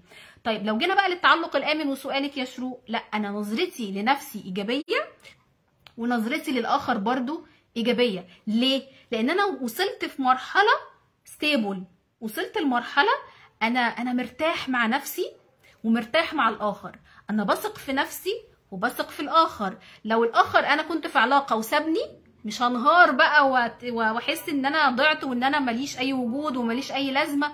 لا، عادي. طبعا هتألم لاني انا بني ادم، وطبيعي ان انا ازعل لان انا في علاقه وكان في وقت وكان في مشاعر حلوه فيها، لكن مش هموت. لا، التعلق الآمن لو حد سابه او ممكن يزعل، لكن بيكمل حياته عادي جدا. فيا رب اكون قدرت اوضح لك يا شروق الجزئيه دي، ان التعلق الآمن بيبقى هو مطمن، عنده طمأنينة، عنده ثقة بنفسه، ثقة بالله، ثقة في علاقاته. بيعرف، عايزه اقول لك التعلق الآمن ده بيعرف يتعامل ويتأقلم مع كل الأنماط الغير صحية او الغير آمنة ديت. يعني اللي هو النمط الآمن أو التعلق الآمن هو الوحيد اللي بيقدر يتعامل بسهولة مع كل الأنماط اللي أنا قلت لكم عليها دي، أنماط الحب. وضحت كده يا شروق؟ يا رب تكون وضحت. حد عنده أي سؤال تاني؟ حد شاف نفسه في ايه النمط فيهم اللي بيلتمس للآخر 70 عذر عشان دايما بيتم انتقادي على الموضوع ده؟ ممكن بصي، اعتقد اللي هو البليزر، اعتقد لان هو ما بيبقاش عايز يزعل حد، ودايما بيبقى عايز يشوف الاخر بنظرة ايجابية دايما طول الوقت، مش عايز، اعتقد والله اعلم. وده اللي حاضر. وزي ما تغريد قالت ان ممكن انت ما بتبقيش نمط واحد، انت ممكن تتنقلي بين كذا نمط. يعني انا زي ما قلت لكم دلوقتي، ممكن انا دلوقتي الحمد لله وصلت للتعلق الامن، بس ممكن في وقت تاني او اتعرض لحاجه انتقل مثلا لنمط تاني. تمام؟ يعني احنا بننتقل طول الوقت لانماط مختلفه على حسب بقى درجه الوعي، وعلى حسب الهيلينج اللي انت عملتيه لنفسك، على حسب التشافي اللي عملتيه لطفلتك الداخليه. هو ده اللي بيتحكم بقى في انماط الحب بتاعتك. فاعتقد يا شروق اللي بتلتمسي للاخر علشان زي ما انا قلت لك تبقى المرضي، اللي هو زي منى، شخصيه منى، الطفله منى. في اي سؤال تاني قبل ما ننتقل للجزئيه التانيه؟ عشان الجزئيه التانيه بقى انا عايزه اقول طيب ماشي، احنا عرفنا خلاص الانماط، عرفنا كل واحد ونمطه، طب هيعمل ايه؟ الفكره اني حتى لو حد بياخد رايي في مشكله بهدي اللي بيتكلم وبنتقل معاه دايما لالتماس الاعذار. هي انت كده اكدتي لي على فكره، اكدتي لي كده يا شروق ان انت في اللحظه دي او في الجزئيه دي وانت بتعملي كده انت بتبقي المرضي مش عايزه، انت بتبقي مش عايزه اللي حواليكي زعلانين، او حتى مش بتهديه عشان ما يزعلش، وفي نفس الوقت عشان هو ما يزعلش، عشان ما يزعلش من الطرف الاخر، فتبقى عايزه الدنيا كلها يبقى كل الناس مبسوطين وكل الناس مرتاحين. فاهماني؟ في الجزئيه دي يعني ممكن انت تعلقك يبقى حاجه تانية، بس في الجزئيه ديت المرضي هو اللي بيعمل كده، عشان عايز الدنيا كلها زي الفل، وعايز الدنيا كلها لطيفه، وعايز الدنيا كلها جميله، فهو بيبقى بيعمل كده. تمام؟ طيب لو جينا بقى قلنا طيب ماشي اوكي، انا دلوقتي عرفت النمط بتاعي، اهلا يا زهره، عرفت النمط بتاعي، عرفت نمط اي حد، طب ماشي بقى ايه اللي انا بقى يعني ايه اللي انا هعمله؟ فهنا انا كاتبه شويه حاجات ممكن تساعدنا انه ماشي. انا عندي النمط مثلا اول واحد المتذبذب اللي هو بتاع سما ده. سما هي محتاجه تعمل ايه علشان تبقى احسن، تشتغل على نفسها في ايه؟ سما محتاج اللي هو النمط المتذبذب القلق المتردد، محتاج ان هو يبقى عنده ثقه اكتر في نفسه، محتاج ان هو يقدر نفسه اكتر، لان احنا قلت زي ما انا قلت من شويه ان المتذبذب او القلق ده بيبقى عنده نظرته لنفسه سلبيه ونظرته للاخر ايجابيه. فاللي بيحصل انه مفيش ثقه في النفس، مفيش تقدير للذات. فعلشان انا اقدر اتخطى بقى النمط ده، وفي سؤال يعني كان سؤال دار برضو في دماغي، انه هو هل ممكن ان انا انتقل من مثلا حاجه مش من نمط غير امن لنمط امن؟ طبعا، طبعا، وزي ما انا قلت لكم يعني طبعا ان انا انتقلت من حاجه لحاجه، طبعا ممكن جدا طول ما احنا بنتشافى وطول ما احنا بنداوي جروح الطفل بتاعنا، طبعا بنقرب اكتر للنمط الامن، للتعلق الامن. ان احنا لو حد سابنا احنا مش هنموت، احنا عادي بنتألم بنتوجع، بس بكمل حياتي وبنجح وبشتغل وبتعرف على ناس جديده والدنيا ما بتقفش. تمام؟ فالنمط المتذبذب ده محتاج يبقى عنده تقدير للذات، عنده ثقه في الذات، عنده رعايه ذاتيه، يهتم بقى هو بنفسه، ياخد باله من نفسه. ده مهم جدا جدا، يعني ان انا ما بقاش طول الوقت انا لازق للاخر وعايز ان انا ما بحسش بالامان الا وانا في ظل الاخر. لا، محتاجه بقى ان انا اتعلم شويه استقلاليه كده بنفسي، وان انا ابقى عندي ثقه في نفسي، وان انا اخد بالي مني ومن احتياجاتي. فده مهم جدا جدا نبقى عارفينه. طيب ايه كمان؟ ان هو يتقبل. حلو قوي النقطه دي، ان هو يتقبل حدود الاخر. ليه بقى الجزئيه دي؟ لان النمط ده لما بيكون شديد، هو التعلق القلق ده او المتذبذب هو درجات. تمام؟ فاعلى درجاته، عارفين الخنقه؟ لما تحس ان في حد خانقك، لما تحس انه ممكن يحصل في ولادك يبقوا متعلقين قوي بيكي لدرجه ان هم يخنقوكي، مش عارفه تتنفسي منهم، او ممكن مرات يعني مش هينفع احنا مراتك مثلا جوزك، او بس ده مش ما بيحصلش قوي في الرجاله، بيبقى في الستات اكتر، او صاحبتك مثلا تبقى متعلقه بيكي قوي، تبقي كل شويه تكلمك، كل شويه مش عارف ايه، كل شويه عايزه تطمن انت بتحبيها، طول الوقت عايزه غيرانه عليكي، طول الوقت هي عايزه تحجز عليكي كده، وتحس ان هي ما بتحسش ان هي مطمنه الا لما تقعدي تقولي لها انا بحبك، او مثلا عمري ما هسيبك، او الكلام ده، وبتبقى اكتر في الازواج في الزوجات يعني. فده بيحسسك باختراق الحدود، انك حدودك مخترقه، فبتحسي بالخنقه. فمحتاج النمط ده انه يتعلم شويه انه يحترم حدود الاخر، ان انا وانا بتشافى انا هدي ثقه لنفسي، هدي تقدير لذاتي، هدي رعايه لذاتي، بس في نفس الوقت انا هعمل حدود للاخر، مش هنتهك حدود الاخر، لا، هبقى عارفه حدودي، وفي نفس الوقت هحترم حدود الاخر، عشان هو كمان ما ينفرش مني ويكرهني ويسيبني، لان في ناس كتير بتزهق. يعني طبيعه البني ادم انه بيحتاج ان هو يبقى ليه مساحته الشخصيه. فمهمه جدا النقطه دي كنا نعرفها، انك تحط حدود، تحترم حدود الاخر. طيب ده بالنسبه للمتذبذب. بالنسبه بقى للمسيطر، المسيطر محتاج يقوي علاقته جدا جدا جدا بالله، يطمن نفسه بربنا، لان هو اتألم بما فيه الكفايه النمط ده، واتوجع بما فيه الكفايه، فمحتاج ان هو يحس ويقوي علاقته بالله سبحانه وتعالى، ان هو يعيش بقى يعيش مع اسم الله الوكيل. انا وانا بحضر حسيت ان انا عايزه مش عارفه ليه اربط كل نمط باسم من اسماء الله الحسنى. المتذبذب انا كاتبه هنا الكافي، عشان بس دي نسيت اقولها، الكافي. انه الناس المتذبذبين او المترددين او المتعلقين قوي بزياده بالاخر، ان هم يبقوا عندهم يفعلوا او يقووا او يشحنوا من اسم الله الكافي. اسم الله الكافي اللي هيكفيني عن كل الناس، اللي هيكفيني ويكفي مشاعري اللي انا اتحرمت منها، اللي هيخليني يكفيني كل الاحتياجات العاطفيه اللي انا كنت محتاجها وما لقيتهاش. فالكافي هيكفيني، دي مهمه جدا. احنا نشحن باسم الله الكافي، ده للقلق المتذبذب المتردد. طب المسيطر باسم الله، يشحن باسم الله الوكيل. هو المسيطر ده ايه اللي حصل له؟ المسيطر ده اللي حصل له انه من كتر ما هو ما كانش حاسس بالامان، هو بقى عايز يحس ان هو مسيطر على كل حاجه، وان الامور لما بتفلت من ايده بتضيع كل حاجه. وده ما ينفعش في الدنيا. ليه ما ينفعش في الدنيا؟ لان في الله، انت مش في الكون، ومش انت الاله، ومش انت اللي في ايديك كل حاجه. انت بتبقى مسيطر على كل حاجه، ولاحظي كده نفسك لو انت مسيطره على كل حاجه بس هتلاقي في خازوق كده او في حاجه طلعت لك بوظت لك كل حاجه. ليه؟ لان هي دي الدنيا. انت محتاجه تسلمي، زي ما احنا اتكلمنا في الجزئيه دي قبل كده في الماستر كلاس، انك يحصل لك تسليم، يحصل لك تسليم لله. فلما انا بقى اسلم امري لله واوكل، اتوكل على الوكيل، هو ده النمط ده. انا حطيت له 2، حطيت له اسمين اللي جم حسيتهم قوي معاه.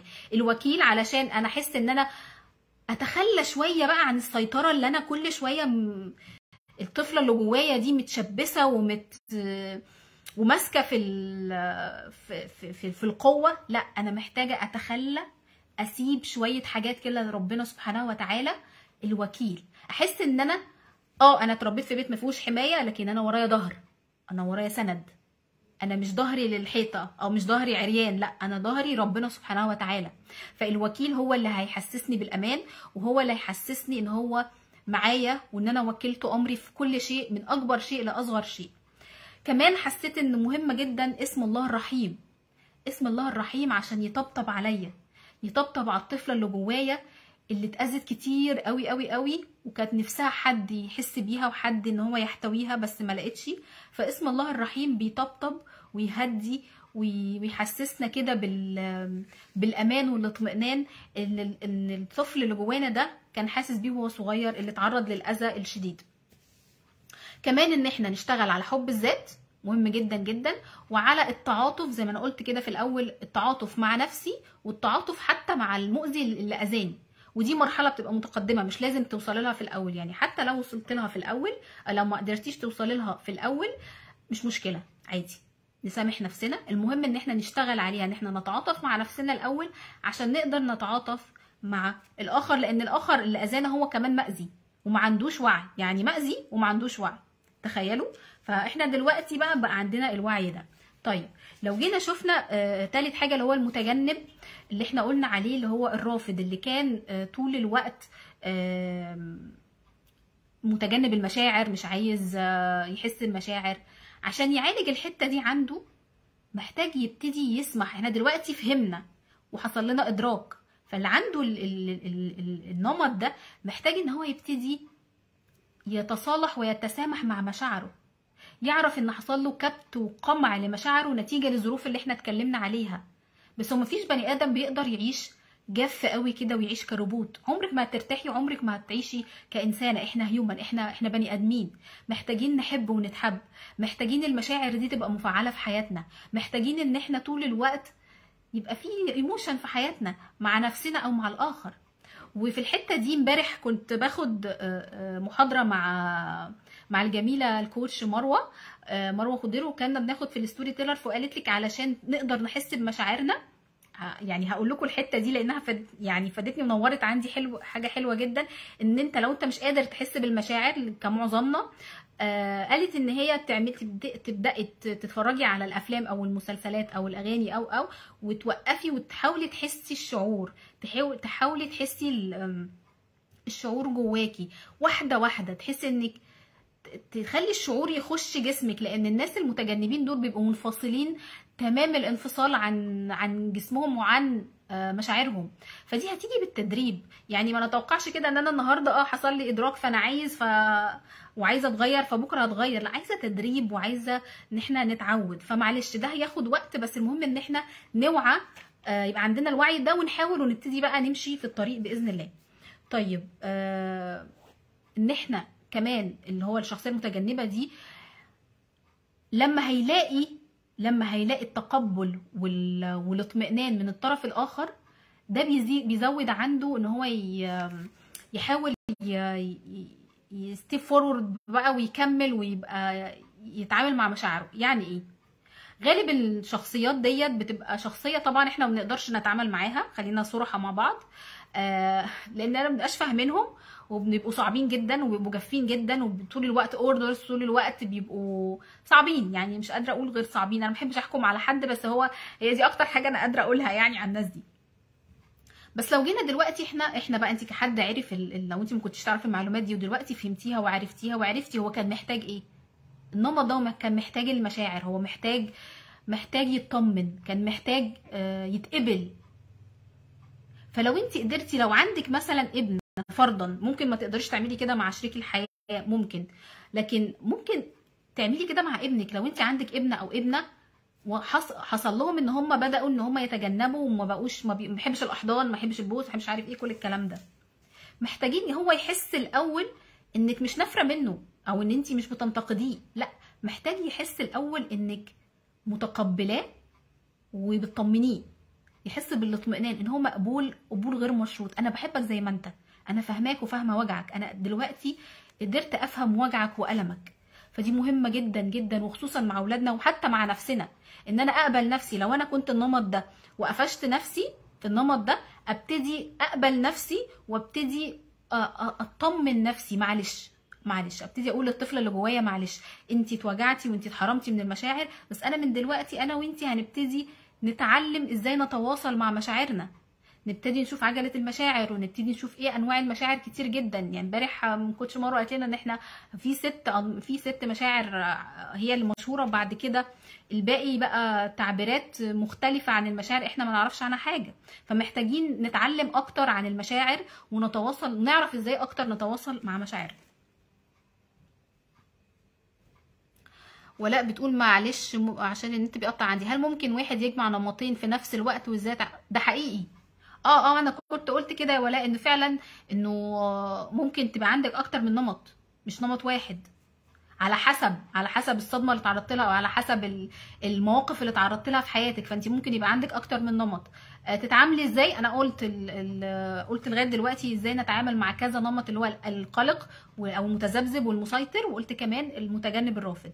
ممكن تبقى ترجعي لهم ان شاء الله في التسجيل، واحنا لسه هنكمل بقيه الانماط. اسم الله بقى من اسماء الله الحسنى اللي مع المتجنب الرافض ده، اللي انا لقيته حلو قوي معاه، اسم الله الودود. حسيته قوي مع الشخصيه دي، الودود.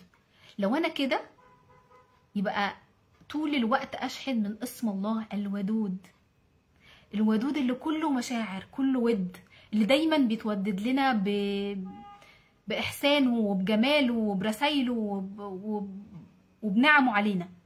فاسم الله الودود مع المتجنب هيبقى حلو قوي وهيساعدنا قوي قوي قوي. طيب لو جينا لنمط الضحيه بقى، ان هو يبتدي هنعالج ده ازاي؟ انا بقول لكم بعض التيكس اند تريبس، يعني مش كل حاجه، بس يعني دي الحاجات اللي انا حسيت ان هي ممكن تفيدنا، لان مش كل حاجه هقدر اجمعها طبعا في لايف واحد.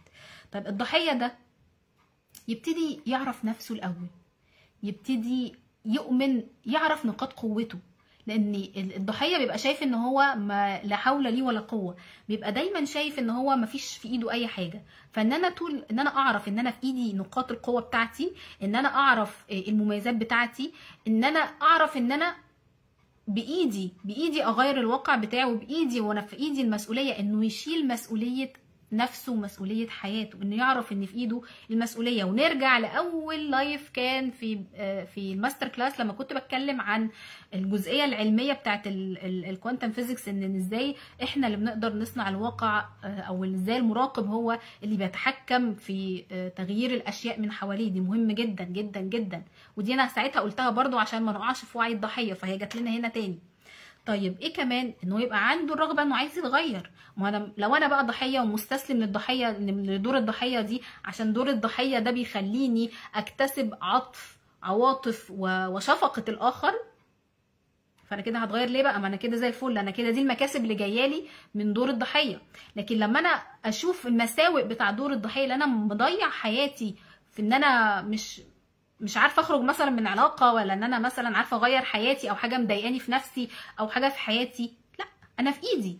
ومجرد الفكره دي لو انت عندك الرغبه وصدقتي فعلا انك تقدري، لا، هتتحولي بقى من ضحيه لحاجه تانية، يعني تبقي مسؤوله بقى عن حياتك. فهو محتاج ان هو يعرف قدراته، محتاج ان هو يشيل مسؤوليه نفسه، يعرف ان هو يقدر يغير الواقع.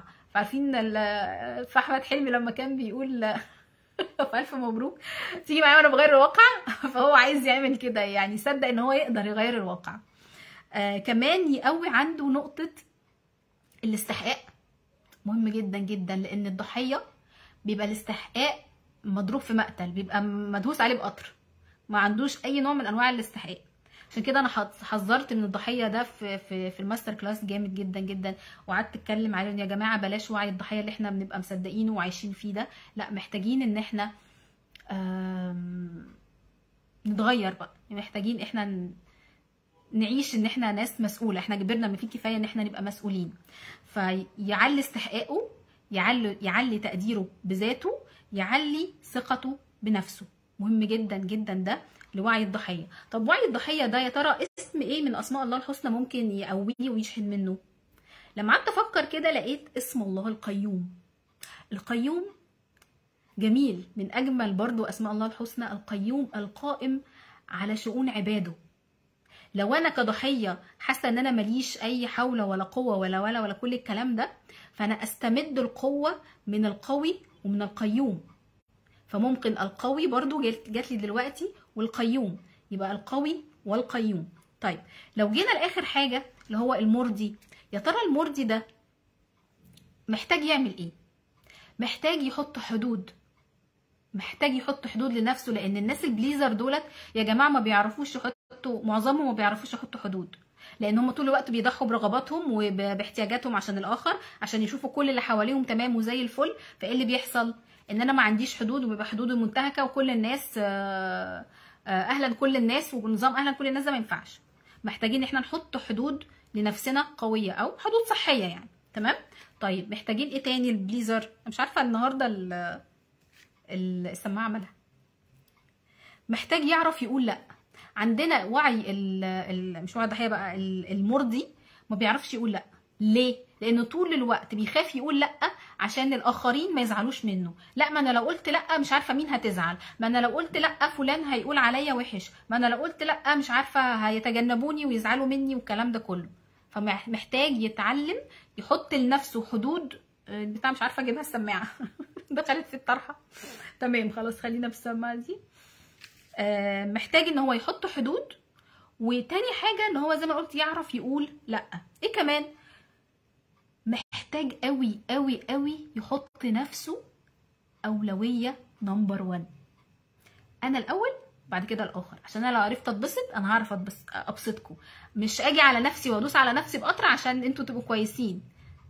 ده ما فيهوش اي نوع من انواع الصحه النفسيه، بالعكس احنا كده بنسمح للاخر انه يتعدى حدودنا، وان هو خلاص بقى ما انت كده كده بتعملي، واسمها فلانه كده كده طيبه وما بتعملش حاجه، ما هي فلانه كده كده ملهاش طلبات ومش عارف ايه. فيبقى حط نفسه اولويه، مهم جدا جدا جدا تحطي نفسك اولويه. طيب ايه كمان؟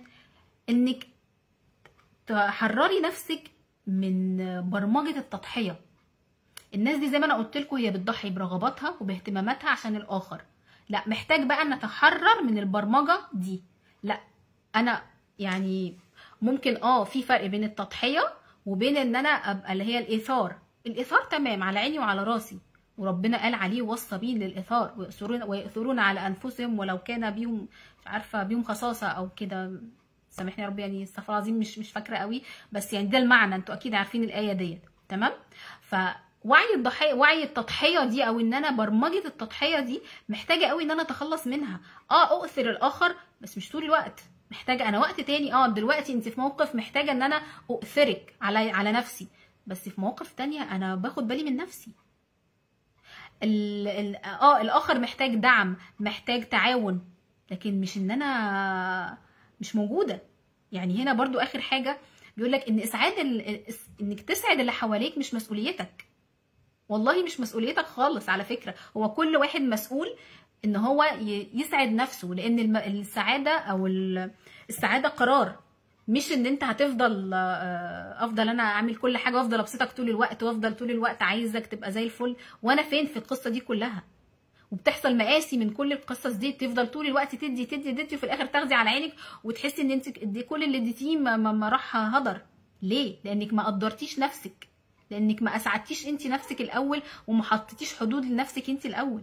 فاسعاد الاخر مش مسؤوليتك. كل واحد يعني في برضو ايه في القران وكل طائر الزمناه، ولا مش عارفه مش حاضرني الايه بس حاضرني المعنى، اللي هو كل واحد الزمناه طائره في عنقه. كل واحد ملزم عن حدوده، كل واحد ملزم عن نفسه.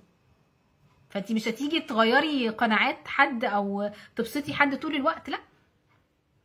انت مطلوب مننا ان احنا تدعمي الاخر، تساعديه، لكن تتعاوني معاه، لكن ما تبقيش حاطه حمل او مسؤوليه انك تسعديه طول الوقت. لان ده في امهات بيعملوا كده مع اولادهم، ان طول الوقت انا عايزه اسعدهم، تتغم بقى لو انا عامله لك كل ده وفي الاخر انتوا مخرجاك وجايبه لك ماكدونالدز ومش عارفه عامله ايه وعامله ايه، وفي الاخر مش مبسوط، انت نكدي، انت كذا انت كذا.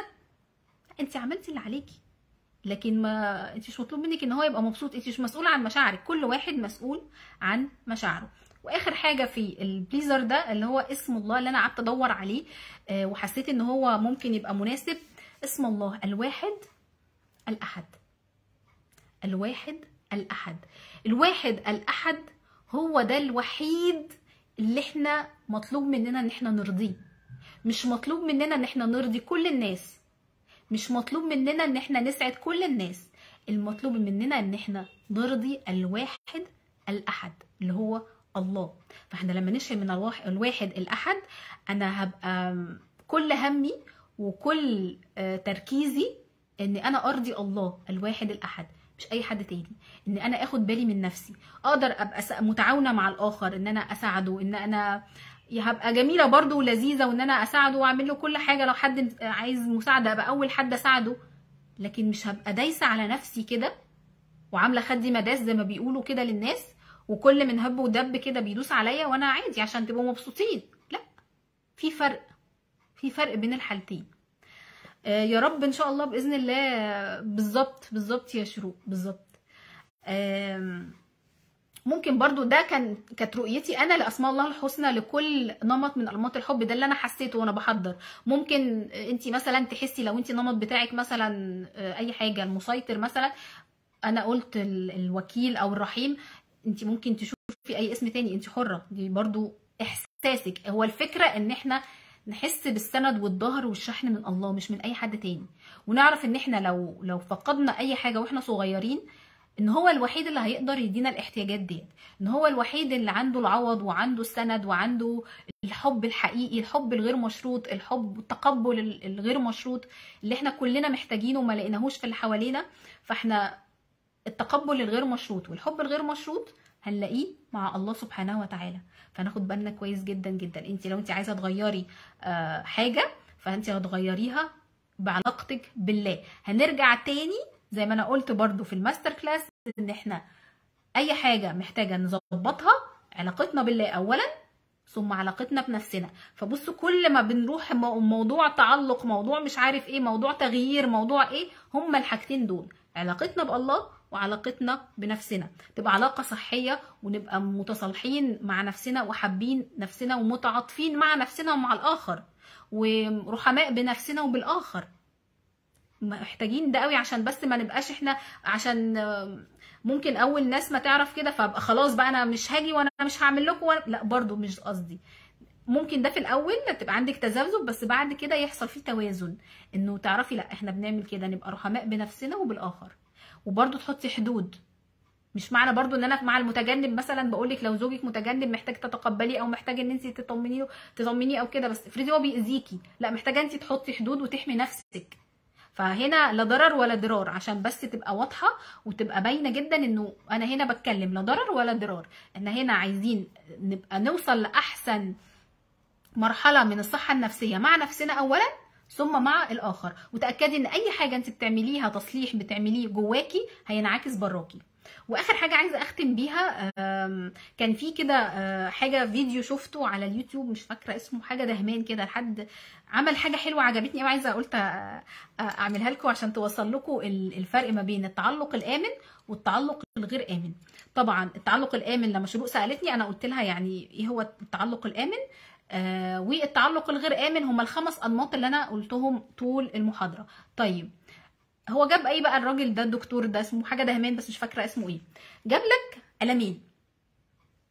قلمين بيقول لك العلاقه الامنه او التعلق الامن المفروض ان احنا نبقى عاملين فيه كده زي، عارفين كده، تخيلوا معايا ان في خط كده ما بين، عارفين حرف الاتش، احنا بنبقى عاملين فيها زي حرف الاتش، بيبقى انا اهو عشان بحب الفوشن، انا اهو والطرف الاخر اهو، وفي بيننا واصله، احنا الاتنين في بيننا واصله كده اللي هي العلاقه ما بيننا. طيب لو جه الاخر مشي وانا بقيت الون في العلاقه، انتوا واخدين بالكم؟ انا واقفه، انا ما وقعتش، انا واقفه، انا صامده، زي ما قلت لكم كده انه هزعل لو حد سابني او حد تركني او هجرني او انا هبقى كده، هزعل، هنجرح، كل حاجه، احنا بني ادمين، هتوجع شويه، بس انا واقفه، انا ما اتكسرتش، ما وقعتش، ما خسرتش حياتي وشغلي ودنيتي وعلاقاتي وانهارت لا، رغم كل الالم اللي انا حاساه بس انا واقفه. ده التعلق الامن. يا رب يا شروق ده يبقى واضح لك، المثل ده يوضح لك اكتر المعنى اللي انا بقولك لو انت موجوده. تمام؟ طيب قال لك بقى، طيب بالنسبه للتعلق الغير امن الغير صحي اللي انا ال5 انماط اللي احنا شرحناهم، ال5 بنات او الاطفال، طيب بيبقى عامل زي ايه؟ تعالوا كده تخيلوا معايا، بيبقوا عاملين كده في العلاقات الغير امنه، بنبقى عاملين كده زي حرف التي. حرف التي، بصوا انا برضو هنا انا فوق اهو، انا اهو، تمام؟ لو جه الطرف التاني مشي انا مسنوده عليه، انتوا شايفين؟ حبيبتي يا شروق خلاص، فانتي انا كده اهو، تمام؟ انا كده اهو سانده عليه، شايفين؟ انا كده سانده عليه، مجرد انا سانده عليه هو مشي انا كده وقعت. فدي عجبني قوي المثل ده، قلت اقوله لكم عشان يوضح لكم الفرق ما بين التعلق الامن والتعلق الغير امن، ان قد ايه لما بنبقى في تعلق غير امن احنا بنبقى ضايعين، بنبقى في الهوا، عارفين ريشه في مهب الريح زي ما بيقولوا، انا ده كده اهو، انا مش ثابته على الارض، مش ثابته.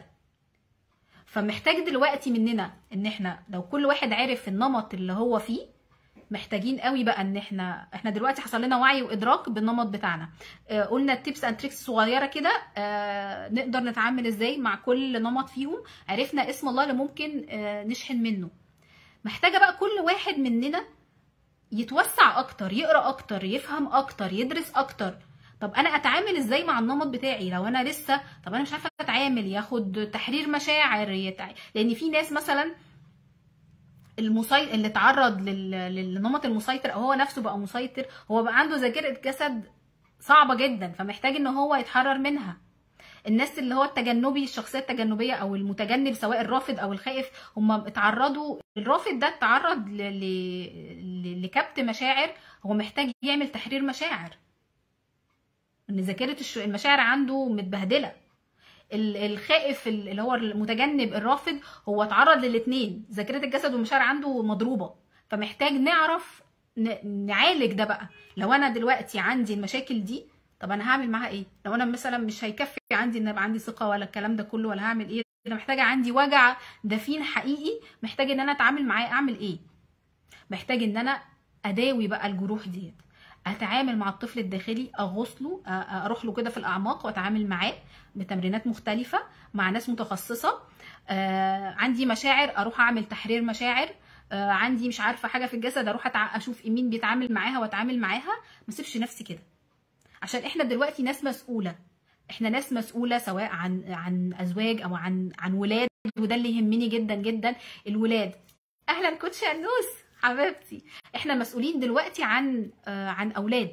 فالاولاد لو انا كأم مش متوازنه ومش عارفه النمط بتاعي في الحب، وبأثر على ابني، بأثر على نفس، يعني على ابني او بنتي، على ياخدوا نفس نمطي او العكس، فانا باذيهم لاني ما بديهمش التعلق الامن او النمط الامن اللي هم محتاجينه. فمحتاجين ان انا اعرف اتعامل، يعني اعرف النمط زي ما احنا قلنا، وده حصل في طول المحاضره، وان انا اعرف اتعامل معاها ازاي بقى، ان انا اخد الاجراء اللازم مع اي نمط محتاج ايه، واروح اعالجه واروح اظبطه ان شاء الله. انا كده خلصت.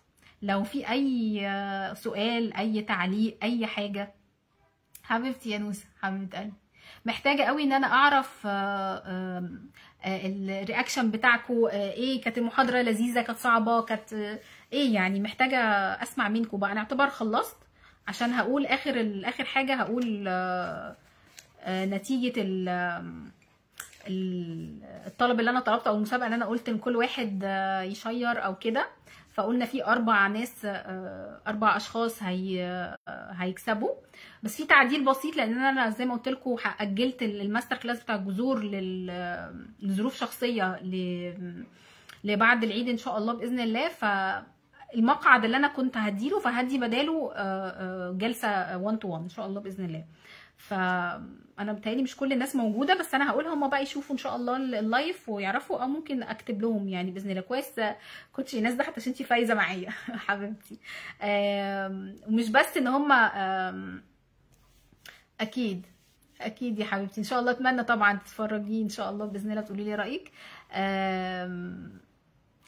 حبيبتي يا شروق، مبسوطه ان هي عجبتك ومن نفع يا رب، وان هي تكون نورت لك حاجه.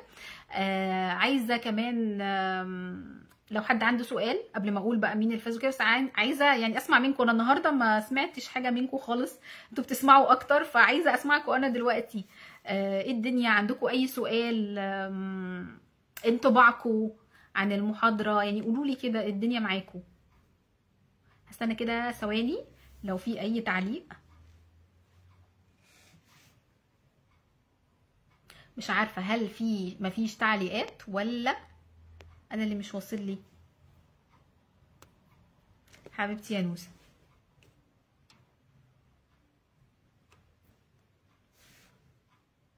حد يا ولاد يا بنانيت يا حلوات عنده من الحاضرين عنده اي تساؤل؟ الاونا الا دوا الا تري. طب حد شاف نفسه انهي نمط؟ عرف يعني؟ حد عرف نمطه ايه؟ حد عرف نمطه ايه؟ او حد عرف نمط ولاده ايه؟ عرف نمط ازواجه ايه؟ عرف الدنيا كده فرقت معاه في حاجه؟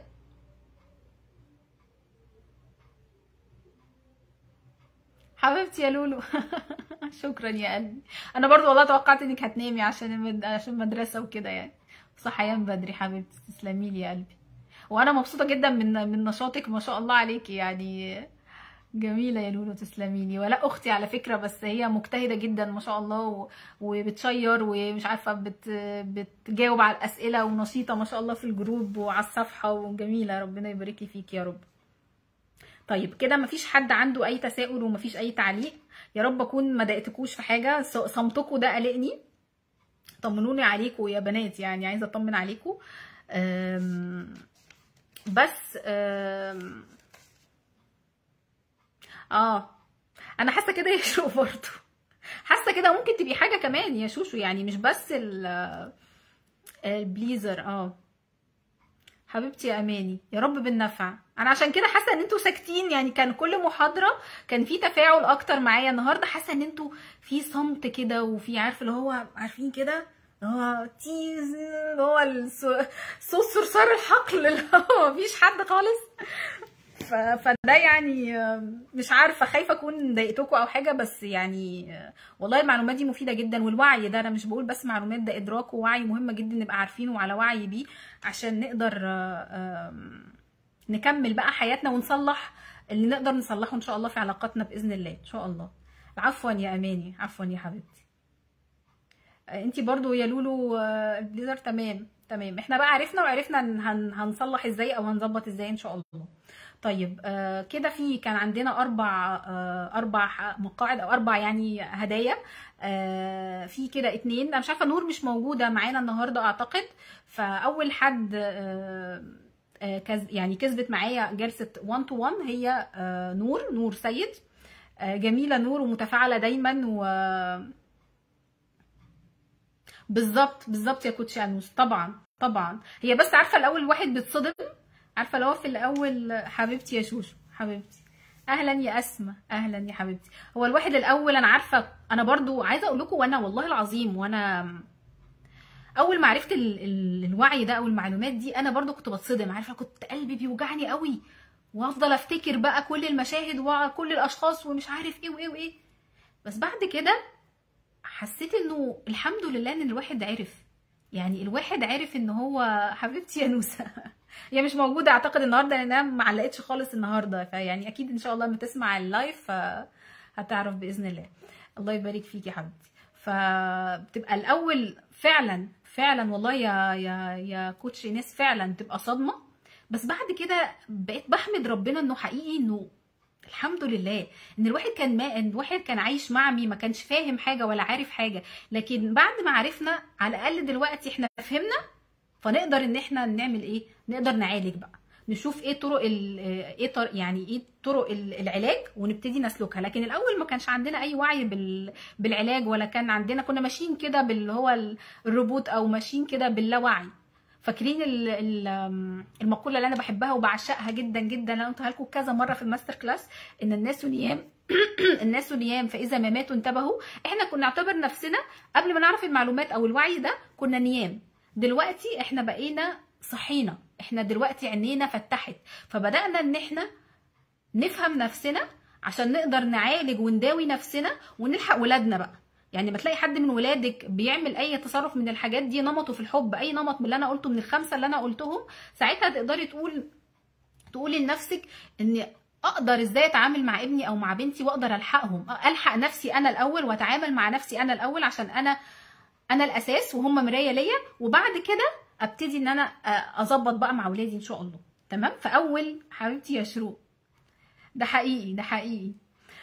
تاني حد 1 تو 1 والله، ومش تحيز، هي ولاء لانها برضو شيرت وكانت دايما برضو متفاعله وجاوبت، ويعني ما شاء الله عليها، فدي تاني حد.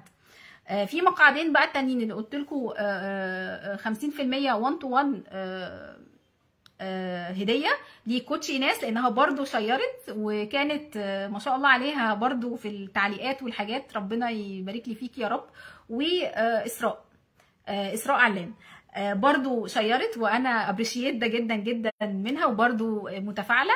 فدول 50% على الجلسات، ممكن لاخر 4 او اول 5 ان شاء الله باذن الله عندك الخصم ده، لو حبيتي ان شاء الله باذن الله انك تاخدي. وكوتش ايناس دلوقتي بتدرس يا جماعه الاستشاري تحفيزي، فده لا يمنع برضو انك ممكن لو احتاجتي اي جلسات انا معاكي ان شاء الله باذن الله. فانت يا كوتش ايناس لو حبيتي في اي وقت في خلال الشهرين دول ان شاء الله باذنك يا رب الخصم هبقى موجوده ان شاء الله باذن الله. فحبيبتي يا لولو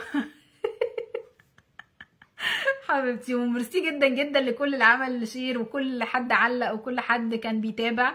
انا بس نفسي تبقى في تفاعل اكتر على الجروب، نبقى نحس ان احنا كده مع بعضينا يعني، فاهمين. فحابه قوي ان احنا نتفاعل، نبقى موجودين طول الوقت، ندعم بعض ونبقى مع بعض. ولما انزل سؤال يا جماعه تجاوبوني، ما تطنشنوش ارجوكم يعني لو سمحتوا، لان صدقوني الاجابات بتنور عند ناس كتيره يعني. وكانت ولاء انا بشكرها لانها كانت اول حد لما نزلت السؤال جاوبت، وبعد كده بدات الناس تتكلم يعني وتجاوب. فدي كانت محاضره النهارده. مش عارفه انا طولت عليكم ولا لا، يا نهاري انا داخله على 2:15، معلش طولت عليكم، بس الموضوع كان مهم جدا وكان محتاج ان يعني اقوله بكذا من جميع جوانبه على قد ما قدرت، والموضوع كبير بقى اللي عايزه اتوسع فيه. وده من ضمن الحاجات المهمه جدا جدا ان شاء الله هتكلم عليها بعد كده بتوسع او اكتر يعني باذن الله. في جذور في الماستر كلاس اللي جاي ان شاء الله بتوسع اكتر وبحاجات اكتر. بس دي انا حبيت ان انا اجمع لكم والله يعني كل الحاجات المهمه اللي انا شايفاها تقدر تفيدنا، نبقى واعيين بيها، وتقدر ان احنا ازاي نفيد. واسماء الله الحسنى دي اللي ظهرت لي بقى وانا بشتغل يعني، فده كان رزقي يعني فيهم ورزق اي حد لو حابب ان هو يشحن من الاسماء ديت. فانا جمعت لكم كل اللي اقدر عليه في اللايف ده، وبطريقه بسيطه وسهله ولذيذه، وحكايه القصص والبنات وكده، بحيث ان انتوا تتخيلوا معايا البنات وتتخيلوا معايا كده ان كل واحد بتتفرجوا على كل بنوته وتشوفوا كل بنوته شكلها كان الاب والام شكل عامل ازاي، ولما كبرت بقت شكلها عامل ازاي. محتاجين ان المحاضره دي تشوفوها تاني بحيث ان انتوا تتعمقوا فيها اكتر، بحيث ان انتوا تفهموها اكتر، بحيث ان انتوا الامور بالنسبه لكم توضح اكتر. لان المعلومات زي مش عارفه مين قال، تغريد او اماني مش فاكره، ان هو ثريه وعميقه وفيها معلومات، ده حقيقي. لاني والله حاولت اجمع اكتر حاجه عشان تبقى يعني مجمعه اكتر حاجه كده في الايه، كمجموع يعني كموضوع يعني في التوبيك ده يعني. فانا بشكركم جدا جدا. يا ريت والله يا كوتش ايناس، انا عايزه والله اروح، بس لغايه دلوقتي لسه ما قررتش يعني، لسه الظروف ما سمحتش. فلو انا نفسي والله نفسي اشوف كل زمايلي واحضر واتفاعل وكده، بس على الله ان شاء الله باذنك يا رب. شروق حبيبتي، انا مبسوطه جدا ان انتي وشيماء من ضمن الناس اللي في فريق الدعم الجماعي، واثقه انك هتعملوا شغل حلو قوي قوي ان شاء الله يا حبيبتي، ان شاء الله باذن الله باذنك يا رب.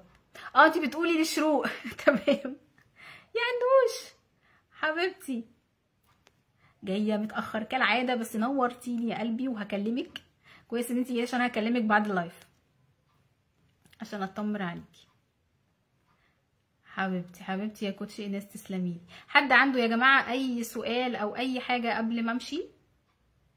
انا والله بشكر الناس اللي صمدت لغايه دلوقتي، يعني داخلين على ساعتين، بشكركم جدا. ولو حد عنده اي سؤال قبل ما امشي. انا مش شايفه اي حاجه.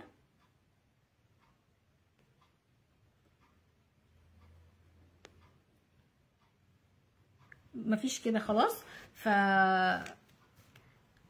حبيبتي يا انوشتي حبيبتي، دلوقتي خلاص بقول لكم سلام عليكم، عشان كل واحد بقى يروح، عشان لو هتنام ولا حاجه، عشان الولاد بكره ان شاء الله ربنا معاكم باذن الله، وبالتوفيق يا رب ليكي يا شروق انتي وشيماء وكل الفريق الدعم وكل الناس ان شاء الله اللي هتدي في زمايلي اللي في المؤتمر. متاكده انتوا هتعملوا حاجه حلوه جدا جدا وهتفيدوا الناس، واثقه في ده، ونفسي ابقى معاكم يا رب، يعني انوي ان انا ابقى معاكم والظروف ان شاء الله تتاح، بس يعني لغايه دلوقتي لسه، بس ان شاء الله هبقى مبسوطه جدا لو كنت معاكم. فربنا حبيبتي يا ايناس حبيبتي يا انوس، فربنا ييسرها ان شاء الله باذن الله. واقول لكم بقى سلام عليكم، سلام عليكم ورحمه الله وبركاته.